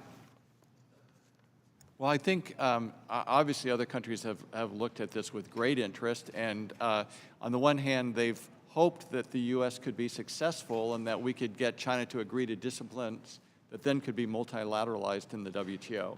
And I think right now it's just too early to say because we've just got this sort of interim truce. We're very much still in the middle of these negotiations, and so I think the jury is still out on how effective they are. The concern is that the disruption may overpower the good that's coming, and the jury's still out on that. So we have to see how we can carry it forward from here. Thank you, Mr. Chairman. Thank the gentleman. Let me recognize the gentleman from Pennsylvania, Mr. Evans, to inquire. Thank you, Mr. Chairman. Mr. Stafford, I want to piggyback a little bit on your analysis. Since this is 100 years of celebration of American football, and there's American football, which is 4 downs and you get a first down, and then there's soccer, which is 90 minutes, nonstop. So let's talk about that analysis. You're relating it to trade, and what was you attempting to tell us about using that analysis? Sure. So I'm comparing soccer to the American economy. Right. We don't get all the protections, but we can be more athletic. You know, if you're not afraid of getting tackled, you can sort of stand over your head and kick the ball over and make a goal like Pele does, or all these wonderful things. So you're able to do certain things in soccer that you can't do in football. Another thing that soccer has, they don't stop and huddle, so they adapt very, very quickly to changes on the field. And that's kind of like our entrepreneurial economy, our market economy. The Chinese system is like American football. The players are protected. Just like an SOE can get subsidies and doesn't have to worry about making a profit every year. It's like a big American football player. And they huddle between each play, and everyone has a coordinated response, and then they move the ball forward. So that's kind of the way I see the two systems. Now, I'm a great fan of American football. And so when I talk with my Chinese friends, what I say is, look, you're good at American football, and that's fine, but it's not working for us, and we're going to have to figure out how these two, you're either going to have to make some adjustments, or we're going to have to make some adjustments on our side because it's not working and our players are getting injured. And I think that's kind of the situation we're facing in our true trade systems. The Chinese right now are not looking like they want to change. And therefore, we're going to have to figure out, if they don't change, then our assumptions on how we deal with them are no longer correct. And we're going to have to come up with some new paradigms about how to deal with them. Ms. Lee, you in your testimony, you stated it was essential for industrial policy of picking winners and that it gives favorable treatment to China-owned enterprises and discrediting foreign brands. Ms. Lee, can you explain the policy of picking winners and how the U.S. fails to raise Chinese labor to hurting the U.S., and does the U.S. have its own system of picking winners and losers? Thank you, Mr. Evans, for the question. Yes, I would say that the U.S. system, I think we're very disdainful of the idea of picking winners and losers or of industrial policy in the United States. But in fact, our tax code, our education system, our labor system, all does create advantages and disadvantages. So it is a different kind of industrial policy. It's just an ineffective one. And that the Chinese government takes a long picture and is very strategic. I think a lot of the points that Dr. Reif has made are right, that we have to disentangle the two different kinds of things that we face with respect to China. One is cheating and violating the rules, and in some cases, we don't have enough rules. The WTO lacks rules to protect on workers' rights. The WTO lacks effective rules to protect on currency. So those are areas where the United States has to show leadership to rewrite some new rules. Otherwise, we're not going to have a fair shot. But the other place is that China is doing things that we ought to do, that we ought to emulate. We ought to invest in infrastructure and in technology and in skills for our folks. And that takes investment. It takes a tax base that will support those kinds of sustained investments in infrastructure. We have a many trillion-dollar deficit in just even maintaining the infrastructure we have, let alone building new infrastructure. So I think those are all the challenges that we face. We need to rewrite the rules, we need to hold China accountable for violating the rules, and we need to focus at home on it's not so much picking winners and losers, it is creating conducive conditions for us to build the skills, the talent, and to build the technology and then be able to use and implement and manufacture technological products here in the United States. One question to the entire panel. Any of the witnesses, how important is China as a trading partner, and has the U.S. become too dependent on China? I'd be happy to answer. I think China is an extremely important trade partner in a lot of industries. It's the largest market in the world, the fastest growing market. We've heard a lot of examples on agriculture. It's true in a lot of the technology areas, civil aviation, semiconductors, energy, a whole range. So it's very important, and that's why my principal message here today is we need to make changes in the way the relationship works, but the change should not be a dramatic decoupling of our two economies. It should be looking at things we need to adjust so that it's fair and it's not harmful to the interests of the United States.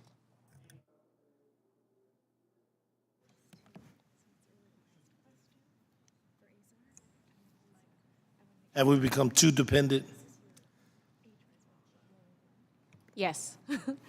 I would say that there's been a combination. Both individual businesses, of course, are going to make decisions that are in the short-run interest of moving production to China because there are lower costs, because there are subsidies, because there are workers who don't have basic human rights, and then the government hasn't done its part to create other conditions and better rules. Thank the gentleman. Let me recognize the gentleman from Illinois, Mr. Schneider, to inquire. Thank you, Mr. Chairman, and I want to thank you again for hosting or calling this hearing a critical hearing. I want to thank the witnesses for being here and sharing your insights and perspectives.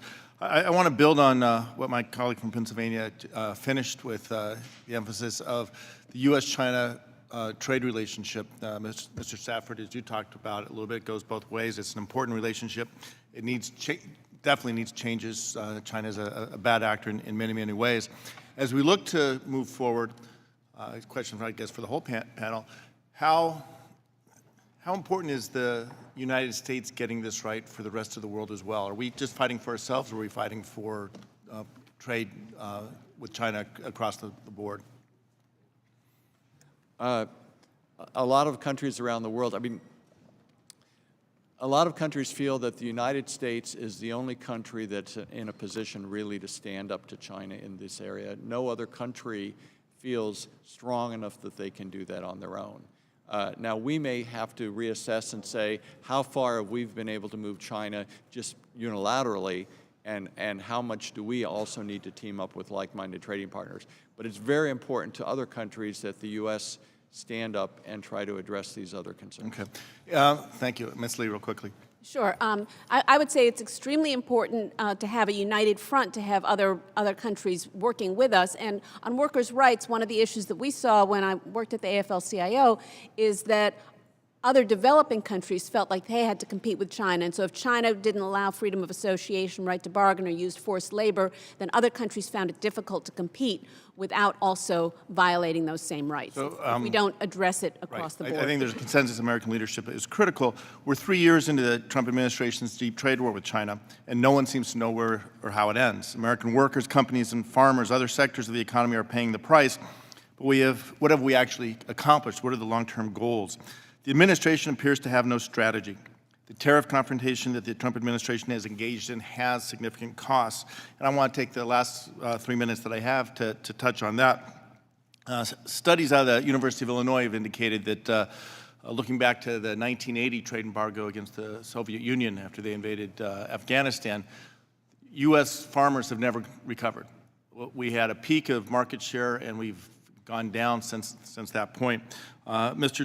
Dufal, can you describe how the Trump administration tariffs and counter-tariffs on China have affected your work, your livelihood, and what you anticipate both short and long term?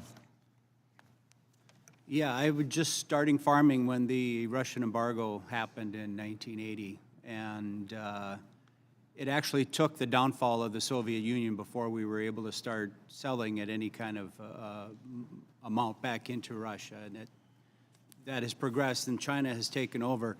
And it's a similar pattern here. I think we're going to lose a lot of our market to, we head to China, to other countries, especially South America, Canada, as I spoke about earlier. So I don't see this as an early or an easy win. And long term, it's going to reduce margins on the farm. It's going to reduce young people coming back to the farm. And then that's really the big loss going forward, is losing that next generation. So it's not just the short term, it's the long term. And Dr. Reif, you talked about strategy. And I think if I put it into simplest words, you said we need a strategy that invests in R&D, that invests in developing the talent to bring that R&D to fore, and accelerating commercialization of those new discoveries so that we are at the forefront of technologies. That's crucial. Again, Dr. Reif, Mr. Stafford, how has the current approach to, or the Phase 1 deal, affected our ability long-term to make sure that we are in the best position to lead the world on innovation, to lead the world on the challenges we're going to face? Well, I'm not going to be able to offer any specific comments on the Phase 1 deal. I don't think it's addressing the competitive issues that I'm talking about. I think we have to realize that we have that competitive nature facing us. We have to recognize it. I'm not so sure that we all recognize what we're facing right now. And if we recognize that, we have to figure out what to do about that. If it's a competitive game, we're going to have to put the best players and prepare them the very best way. Do we recognize that that is the issue? All the trade issues are very important and have to be addressed, and that's what Phase 1 is trying to address. I'm talking about competing with China. I'm talking about us being, the risk of us seizing on our lifetimes. We are used to, all our lives we have lived with the U.S. being the strongest economy and the strongest military. Can we imagine a time in which that would no longer be the case? That's what we're risking right now.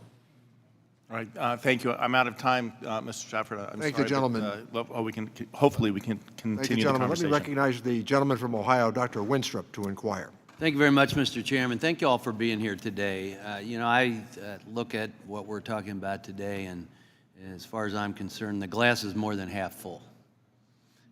We've come a long way, and I'm encouraged by the bipartisan support we have to try and get the desired outcomes that we want in the long run.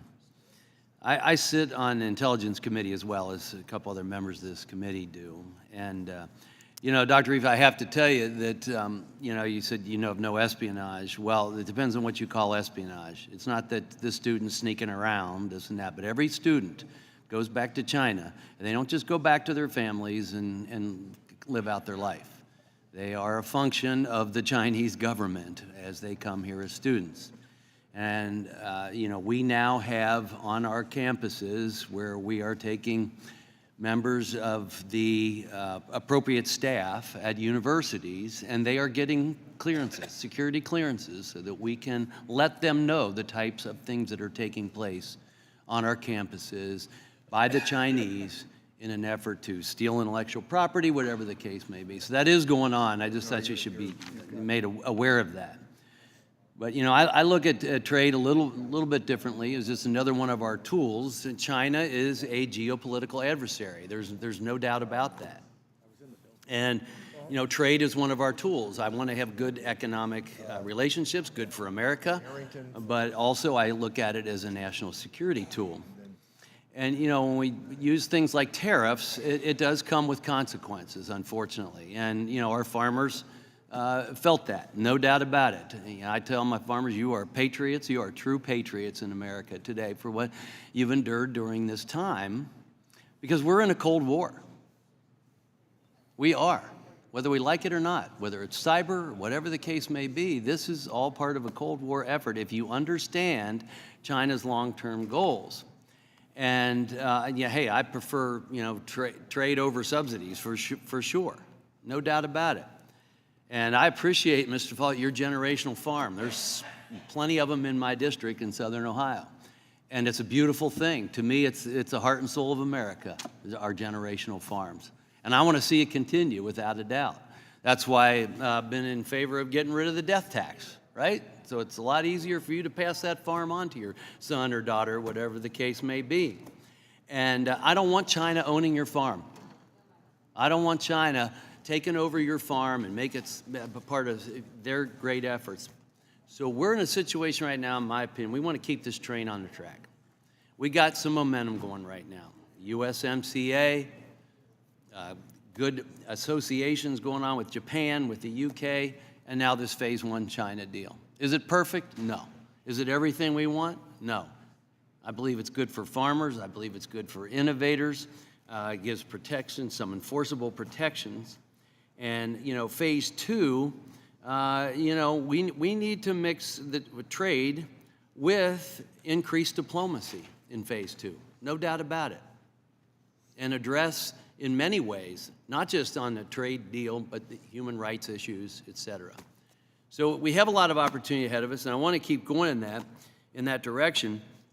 I'd like to ask you, Mr. Geber, which countries do you see as a priority for future negotiations from the agricultural perspective? Well, I think there's a number of opportunities for agriculture to find other deals, and I just referred to the president just returning from India, which is a growing population. However, they have their own unique challenges and that we need to work through, that like the European Union, others. Look at West Africa as another area that we could probably increase. China is already in Africa making purchases and making commitments to that region of the world. You look at any other Asian countries where it has a growing population, provides an opportunity for U.S. agriculture and commerce to grow into. So those are just three of the. No, I appreciate those. Obviously, large markets, right? And certainly we would want them to have a good trade relationship with the United States as opposed to China. And that's, again, one of the other tools. Mr. Stratford, how might the patent commitments in this agreement, if implemented correctly, help level the playing field for American innovators in China in particular? Well, patents have been a challenging area, and And I think particularly in the pharmaceutical industry, people have been concerned about the adequacy of the protection. And so I think it's a positive sign. I think China is showing that they're recognizing that they need to improve their reputation in protecting IP in order to have the sort of innovation in their own country that they're seeking. So, I mean, certainly that's a positive element of the Phase 1 agreement. Thank you. My time's up. Yield back. Thank the gentleman. Let me recognize the gentleman from New York, Mr. Swazi, to inquire. First, I want to start by thanking the witnesses. You spent all this time here. You're so much talent here. I've learned so much from all of you here today. Thank you so much for being here. I've got so many things I want to say, but so many things I want to ask you as well. Since President Nixon first went to China back in 1971, most Americans have believed that the more we spent time with China, the more they were exposed to our way of life, Western economy, to democracy, that they'd become more like us. And that just hasn't happened. They just haven't become more like us. And they've promoted a completely different idea of government and what the world should be like. Not only does the Chinese government reject any real steps towards democracy, it treats many of its own people, the Uyghurs and the Tibetans and the Hong Kong protesters, with disdain. And it continues to unfairly force businesses to transfer their innovations, promotes corporate espionage, cheats by stealing our intellectual property, allows for predatory lending to underdeveloped countries through its Belt and Road Initiative, which often leads to Chinese domination of strategic infrastructure and ports, and it continually violates workers' rights.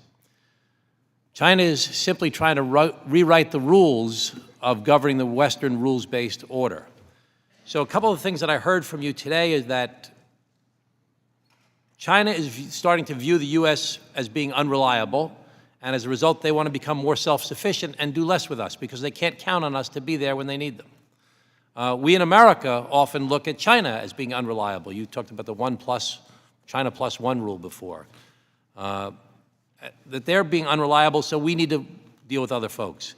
It's unlikely that the Chinese will give us what we want under the current negotiations related to labor, related to the environment, related to enforcement, related to IP, and in addition to the bad actors that I see them being to their own people, we have to be very concerned about that as well. Then you layer on top of that the coronavirus, and it gets even more complicated where we become more and more isolated. So you've suggested a bunch of different things here today.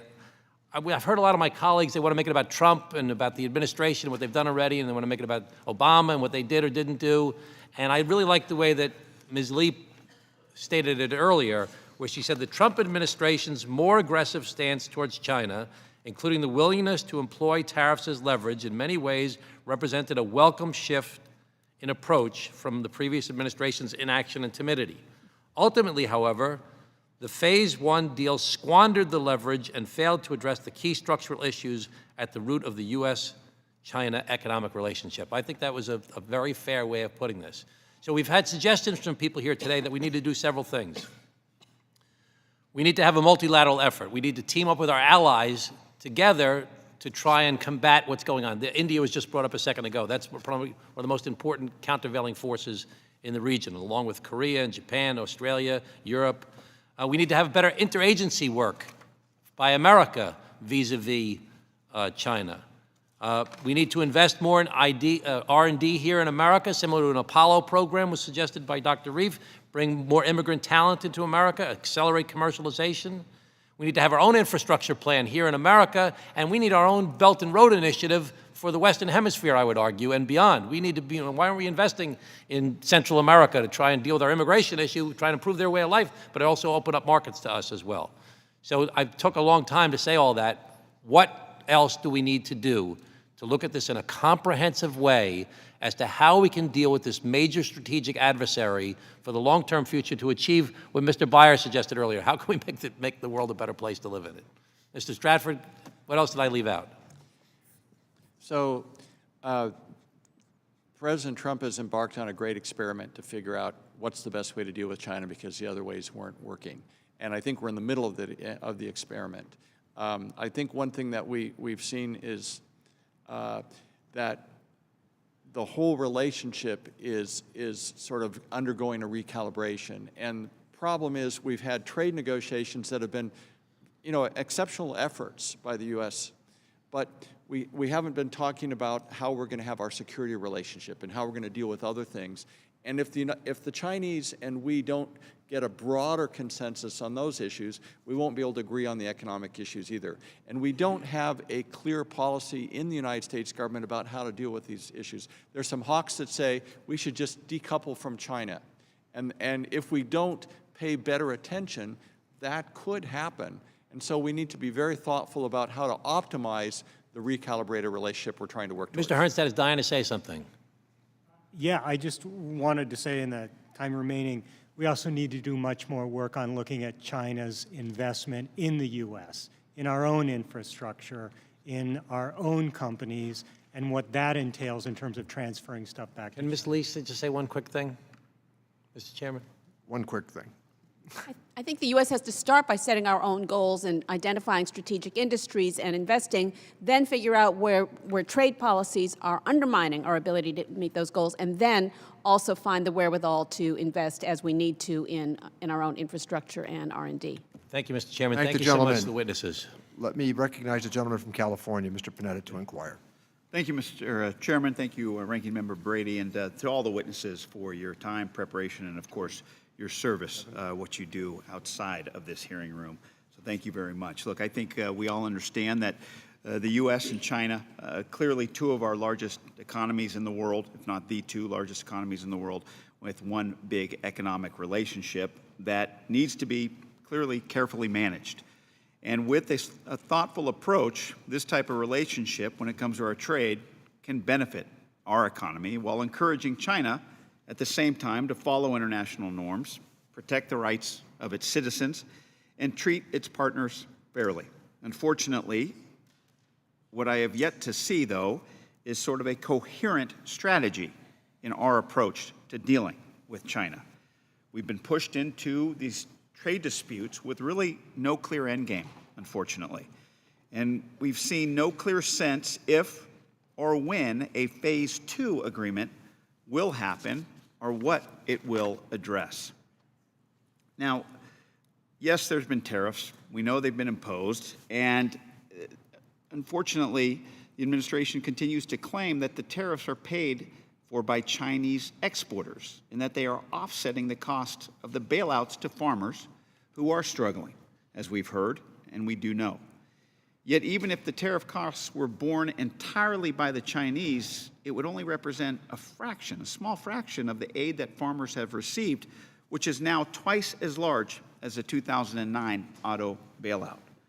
The administration has clashed with China without addressing the biggest challenges. Phase 1 did not address state-owned enterprises or state subsidies or China's growing influence over less developed countries. And unfortunately, this administration hasn't done anything when it comes to addressing the human rights abuses in China. We know that tariffs alone are not the answer to counter China. And that's why the U.S. must be more engaged with the world to work with other nations to pressure China to become a better country, as my partner Tom Swazi just said.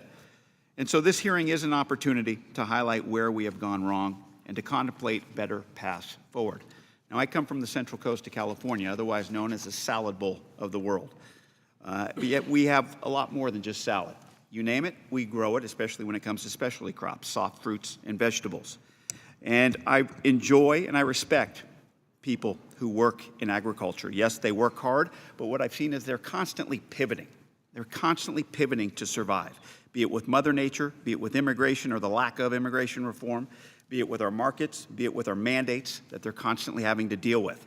They constantly have to get over these hurdles. That's how they survive. That's what makes them great.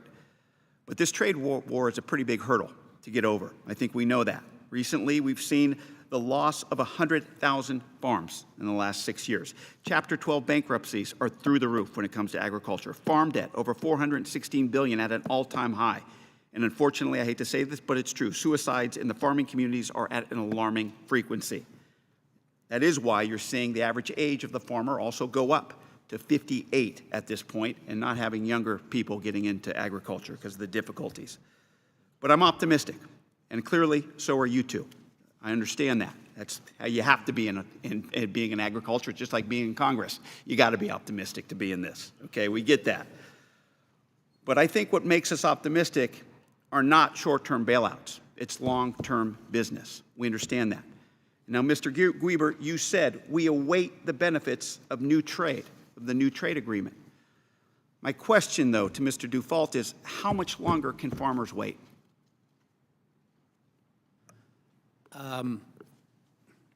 There's not much time. Last week, preparing for this, I spoke with a large regional auctioneer house because I'd been getting a fair bit of auctioneer mailing in from farms that were going to be selling out and asking him how the situation was. And he was saying, well, most of these that I was looking at had been planned, 6 months, a year ago. But he said, it's scary how quiet it is about people looking for the next season of auctions. And he says, I think it's because they haven't gone to their banker yet, and they're waiting to see what the spring weather and the market outlook is. And he said he's afraid that come April, May, his phone could be ringing off the hook. And that's a sad, sad story. Thank you. I understand. Mr. Stratford, you've heard of the pest of concern list, clearly, correct? With China, what China implements, have you heard about that? You're not sure? You know sanitary, phytosanitary? All right. Do you feel that type of, will the SPS be addressed in phase 2? Do you think there's a chance for that? I think there is a chance for that, and I think it's the kind of thing that we could use the dispute settlement system to go after if it's not addressed. Thank you. And that would clearly help our members in agriculture. Thank you. Thank Yield the back. gentleman. Thank Let you, me Mr. Chairman. recognize the gentleman from Texas, Mr. Arrington, to inquire. Thank you, Mr. Chairman. Thank you, panelists. I hail from one of the largest, if not the largest, agriculture production center in the country, if not the world. I'll spare you all the statistics. You just have to trust me. Mr. Giebert, my farmers share your sentiments almost exactly. That is, this has been a painful transition and exercise in resetting this relationship with China to get them to a place where we had true, fair, and reciprocal trading relationship. And it hasn't been easy. It's been painful. But my farmers in West Texas see greener pastures on the other side for their children and their grandchildren. And they know that it's going to be painful. Like all good, hardworking, God-fearing farmers, they know that sacrifice is part of the American ethos. It's part of the culture of rural America, and it's what you do every day as a farmer. And they want to make sure that their children have the best chance to do what has been done for generations, like in Mr. Dufault's case, 4 generations. They know that there's no such place and such prospect in the future without resetting with China. How long has China been taking us for a ride, Mr.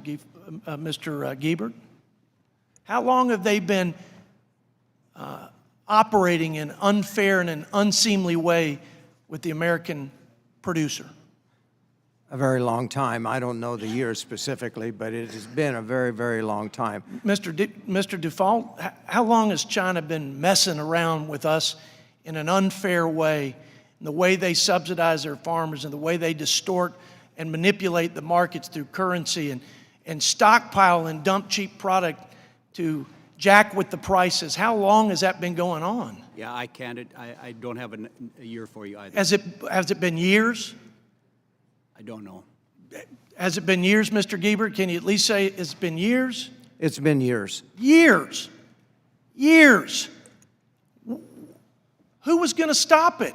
The last president didn't.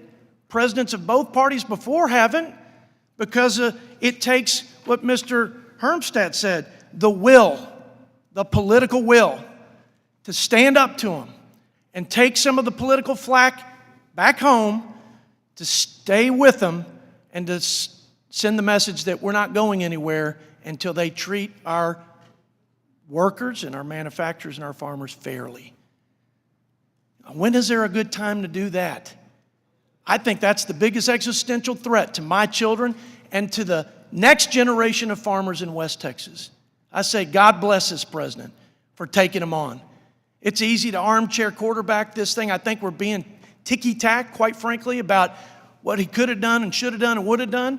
Mr. Hermstadt, surely you can appreciate that the structural changes in this phase one and the fact that we have a 2020 election going on and they're still willing to do a deal where they're going to purchase 2 times almost the amount of product from American producers, and we're going to leave tariffs on there as leverage, and that we're dealing with some of the structural issues.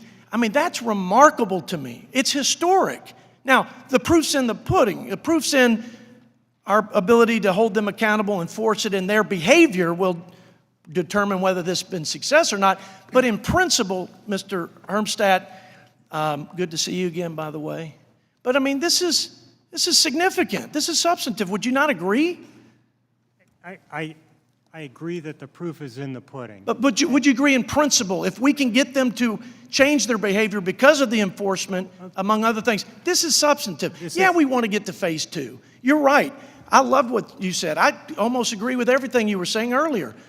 But let's celebrate the fact that we're pushing back on a country that would like to own your farm, Mr. Dufault. Quite frankly, they'd love to put you out of business. And I know it's been tough. And the president's been, I think, very understanding and sympathetic, and he hasn't just been with his mouth. The MFP payments that are just a bridge, we don't want permanent assistance. We want a bridge to get from here to that greener pasture. Do you think that's been helpful, Mr. Giebert? Absolutely, Mr. Arrington. I'm all for what the president's done. I appreciate the hearing, and Mr. Chairman, I yield back. Thank the gentleman. We will now proceed back to a 1-to-1 ratio. I'm advised that votes are near on the floor. Ms. Murphy. Thank you, Mr. Chairman, and I want to thank the witnesses for your excellent testimony as well as your endurance. At the same time, I want to underscore how vital it is that this committee hears directly from the USTR regarding the administration's trade agenda. To conduct appropriate oversight, this committee has to ask tough but fair questions of the individuals in the administration who are actually crafting and carrying out that agenda. And we have to do so in public settings. This committee hearing would be a great one, so that the American people can judge for themselves whether they find the administration's arguments persuasive or not. That's what it means to govern transparently in a democracy. And if the administration is proud of its record on trade, as I imagine it is, and as my colleagues on the other side of the aisle seem to be, then I think it would welcome the opportunity to defend the record before this committee. And it should be willing, if not eager, to answer questions from committee members from both political parties representing different parts of the country with different views on trade.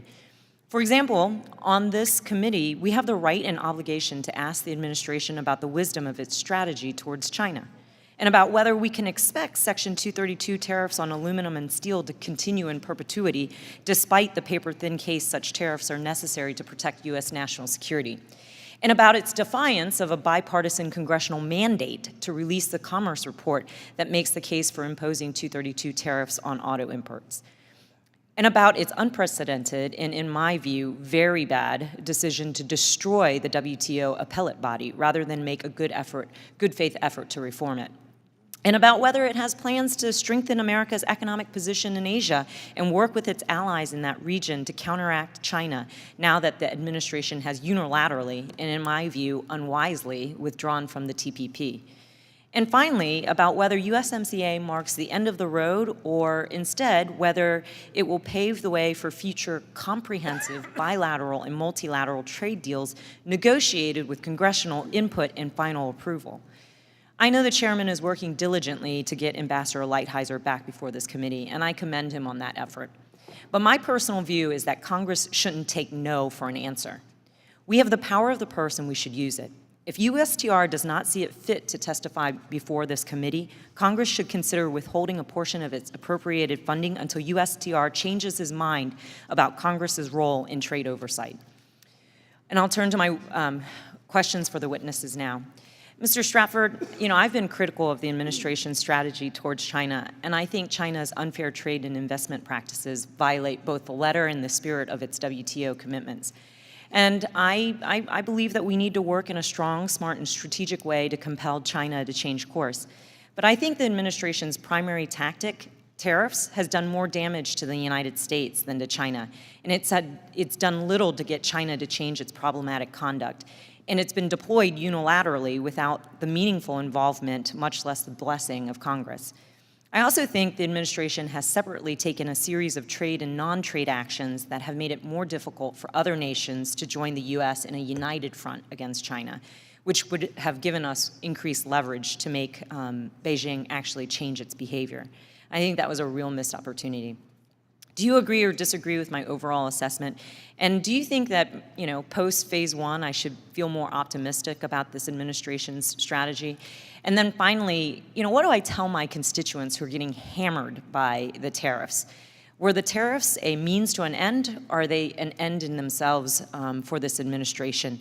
Are the tariffs and the counter tariffs going to remain in effect? And my constituents just need to get used to this new normal. Those are great questions. I would say that the imposition of the tariffs was an experiment because none of the other things that any country had done before were successful.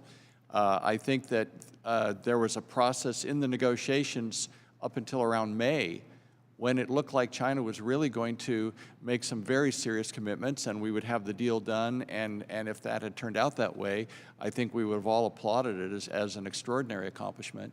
I think around that same time, China decided to turn the other direction. I think part of it was because at the same time they were talking with us about trade, other parts of the U.S. government were taking other measures that, on national security grounds, that were undermining the confidence that China would have in us as a trading partner.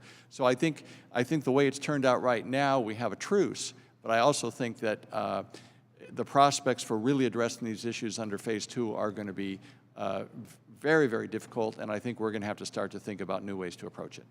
Thank you, Mr. Thank the gentlelady. Let me recognize the gentleman from Georgia, Dr. Ferguson, to inquire. Thank you, Mr. Chairman, and thanks to each of you for taking time to be here today. And Mr. Default, I want to thank you for all the work that you do. Listen, farming is tough business, and we certainly respect the commitment and the risk that you go through every single day, as well as we do every farmer. And I don't say that lightly. I sincerely mean that. It's I certainly am sympathetic to the struggles that that the industries are going through. But let me tell you, from my perspective, one of the things that I saw following what happened with NAFTA, when we lost not just a single farm or parts of an area, but we lost an entire manufacturing base. And we saw this continuously happen over a period of years when we lost the textile base in my area. Textile manufacturing just simply went away. And it is devastating to watch a community fall apart after they lose their job base. So I am very thankful that the president is willing to take on China and to do the things that he's doing right now to get their attention. A lot of talk about tariffs.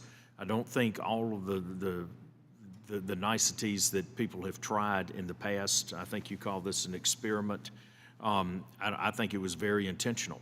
I think it is the one thing that gets everyone's attention, and it has certainly changed the trade environment through the use of tariffs.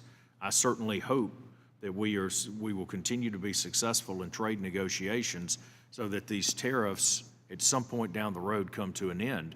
But I hope that we don't stop too soon until we get the various phases of these trade agreements complete. But the only way that you can get to phase two is to get through phase one.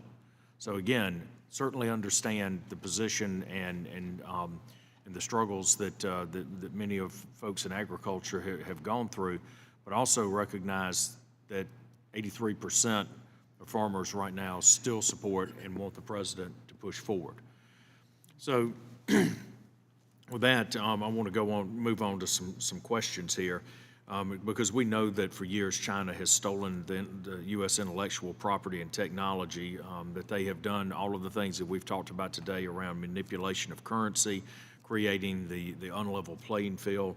And I'm glad that the structural changes of phase one require changes to these, particularly in regards to intellectual property protection, technology transfer, and for agricultural standards, financial services, and currency manipulation. You know, the Trade Ambassador and Secretary of Agriculture, Sonny Perdue, have taken numerous actions on implementing agricultural-related commitments under the Phase 1 agreement. One of these things that is very, very important that we've seen is the lifting of the ban on U.S. poultry products, including pet food containing poultry products. And this is a huge win for my home state of Georgia. So, Mr. Gabbard, I'm an enthusiastic supporter of this Phase 1 agreement because I believe it makes substantial progress towards solving some of these unfair trade practices. Can you talk a little bit more and I know you've made some comments on this, but kind of talk to some of the challenges that we've seen in the past related to agricultural trade, and then if this is vigorously enforced, are you optimistic about the impact on the agricultural community going forward? Well, I'll start with your last question first. Yes, I think this is a unique opportunity, and I know, coming from a small community in southwestern Illinois of less than 200 people, we look forward to that, to maintain the infrastructure and the businesses that we do have that help us out. If it's the mom and pop hardware stores down the street, the small machinery dealers that provide the goods and service to us, one thing I despise is to drive more than 18, 20 miles to my local machinery dealer to get a part for a $400,000 or $500,000 combine or tractor, whatever it may be. We need that infrastructure and those mom and pop stores in our local communities to do that. With regard to China, and I'm very optimistic at looking at how this deal, it's the first phase in moving forward to get to where we need to be, but we have a long way to go. You know, I mentioned earlier that, you know, we in agriculture, whether you're whatever commodity organization, from fruits to nuts in California to cherries in Minnesota, dairy products on the east or west coast or wherever that may be, we need those markets, we need to continue to grow them, and we need to have an advantage. Our farmers are very innovative. We soak up technology.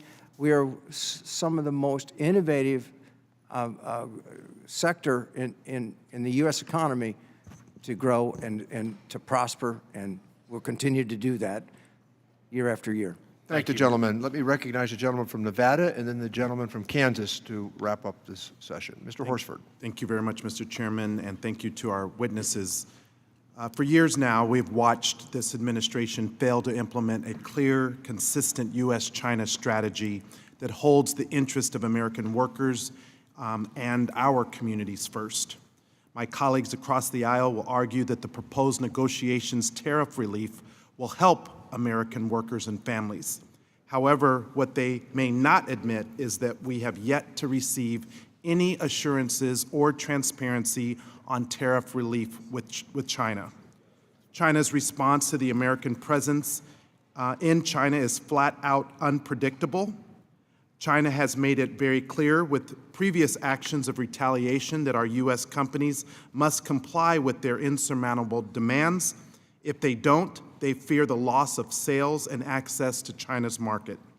But this administration would rather focus on managing China's domestic economic agenda with temporary purchase commitments than creating a long-lasting level playing field for our U.S. companies. The current deal has established some highly ambitious purchase targets, yet it fails to address whether the targets can even be met or whether they will negatively impact our U.S. exports. The China negotiations impact many industries in Nevada, everything from manufacturing, farming, and the technology sectors. Researchers have pointed out that the growing U.S.-China trade deficit was responsible for the loss of nearly 4 million jobs between 2001 and 2018, displacing more than 15,000 jobs in my home state of Nevada. More than $100 million worth of exports have been threatened by the China's retaliatory tariffs, affecting the $29 million of Nevada's exports to China. A decrease in exports affects about 368,000 Nevadans. And despite this committee and our chairman's work closely with Ambassador Lighthizer to renegotiate the U.S.-Mexico-Canada agreement, we can and should continue to work in a bipartisan basis. But that only occurred because we worked to prioritize the interest of American workers, patients, and the environment. So, Mr. Hernstad, what will be the key indicators that prove China is living up to their Phase 1 commitments, and how should the administration work with U.S. stakeholders to ensure compliance? How does offshoring affect our future competitiveness? And are there skills or capabilities that U.S. workers are losing because of the decision to transfer production to China? Let me start with your two last questions first.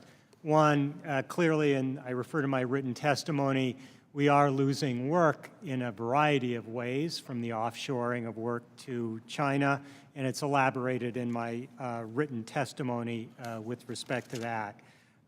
But I also would point out that that's why we really need a comprehensive policy here.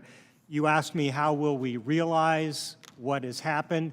Very simply, when jobs move back from China, when they move back to the U.S., not when they move from China to another country, but when they actually move back to the United States. That's what we're looking for. We haven't seen it yet. If somebody's got it, love to know about it, but we haven't seen it yet. Thank you.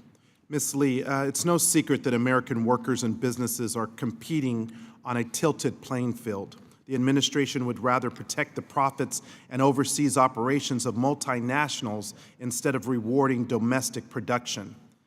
However, what structural reforms should the administration focus on in Phase 2 negotiation? Thank you for the question. I think the key issues are going to the heart of the industrial subsidies and the state-owned enterprises. That is at the heart of the Chinese strategy, the long-term strategy around picking winners, and it is undermining the ability of U.S. industries in key sectors to be competitive, both now and in the future. And I think one of the issues that's come up here is uncertainty. And there's uncertainty for American students about should they invest in a STEM education. It's expensive, it's lengthy, and if there's no sense that there's a future here in the United States because of unfair trade practices, because the United States terms of competition are incompatible with the way the Chinese government is competing. And the Chinese government, as Mr. Stratford said, is more protected and playing a different game, and the U.S. is on the playing field with the wrong set of rules. Thank the gentleman. Let me recognize the gentleman from Kansas, Mr. Estes, to inquire, and then Mr. Nunez has an inquiry that he would like to make as well. Mr. Estes. Thank you, Mr. Chairman, and thank you to our witnesses for joining us today. I know you had a long time sitting here going through the process. I'm proud to represent the 4th District of Kansas, which we affectionately call the air capital of the world, or breadbasket of America. And trade's very important to the success of our local economy and things we have going on. There's a lot of farmers in my district. There's also a lot of members of the International Association of Machinists and Aerospace Workers that build a lot of the airplanes that are made there. You know, for decades, various administrations, both Republican and Democrat, have talked tough on China but failed to confront those unfair and deceptive trade practices. I've said all along that tariffs are not the right long-term solution, but I do applaud President Trump, Ambassador Lighthizer, and the entire administration for at least bringing China to the table to start to secure this Phase 1 deal. And I particularly commend Ambassador Lighthizer for all of his efforts in terms of working with our committee, appearing before the committee, and meeting with various members in terms of addressing issues that have come up.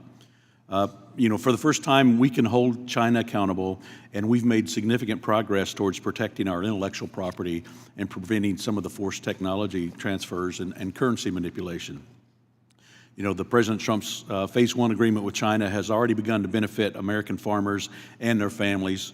You know, earlier this week, China lifted their import restrictions on American agriculture products, which is certainly going to help American farmers and producers throughout my district and throughout Kansas and throughout America. Over the next 2 years, China's committed to buy $200 billion worth of American goods and services. Obviously, we need to make sure that we have the dispute resolution process that's in there to make sure that that follows through. We need to continue our work on phase 2 as part of what we continue to work and make sure that we have free and fair trade with China and continue to open more opportunities for American markets for workers and farmers. Now, as we move into a new chapter on trade with China and have a better future for hardworking Americans, I look forward to working with the administration and having a phase 2 deal with China to move forward. Mr. Giebert, China's had extensive, long-running regulatory barriers to free and fair trade, and this phase 1 deal addresses some of those. Can you talk a little bit about some of the provisions, such as biotechnical crop approvals and some of the other provisions that China's had in place before that's kind of restricted our trade with them? Absolutely, Mr. Estes.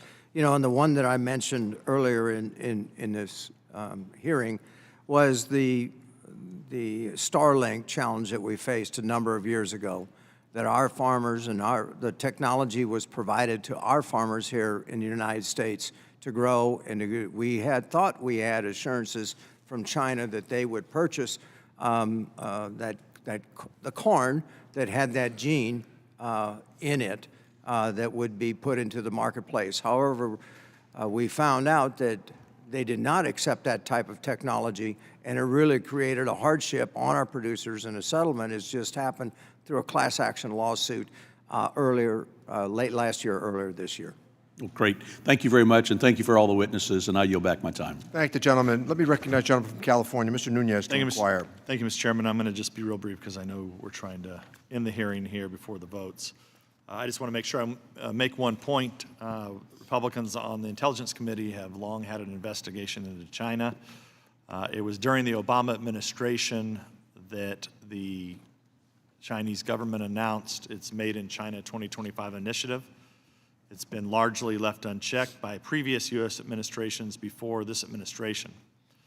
The communist Chinese government set out to achieve global dominance in 10 different industries, seeking to control the rest of the world by becoming the sole producer and price setter of these products. These include, and this is why it's pertinent to this committee, biomedicine and high-end medical equipment. And I know there's a lot of disagreement with the drug price legislation known as H.R. 3. I think Republicans view this as a gift to China because it imposes price controls that will direct investment for cures and innovation overseas, especially to China as they try to dominate this industry. So with that, Mr. Chairman, I'll be respectful of the time, but I want to make sure I got that on the record. We thank the gentleman. I want to thank our witnesses today for their testimony. Please be advised that members have 2 weeks to submit written questions to be answered later in writing. Those questions and your answers will be made part of the formal hearing record. The purpose of this meeting having been accomplished, the Ways and Means Committee stands adjourned. Thanks, Kev.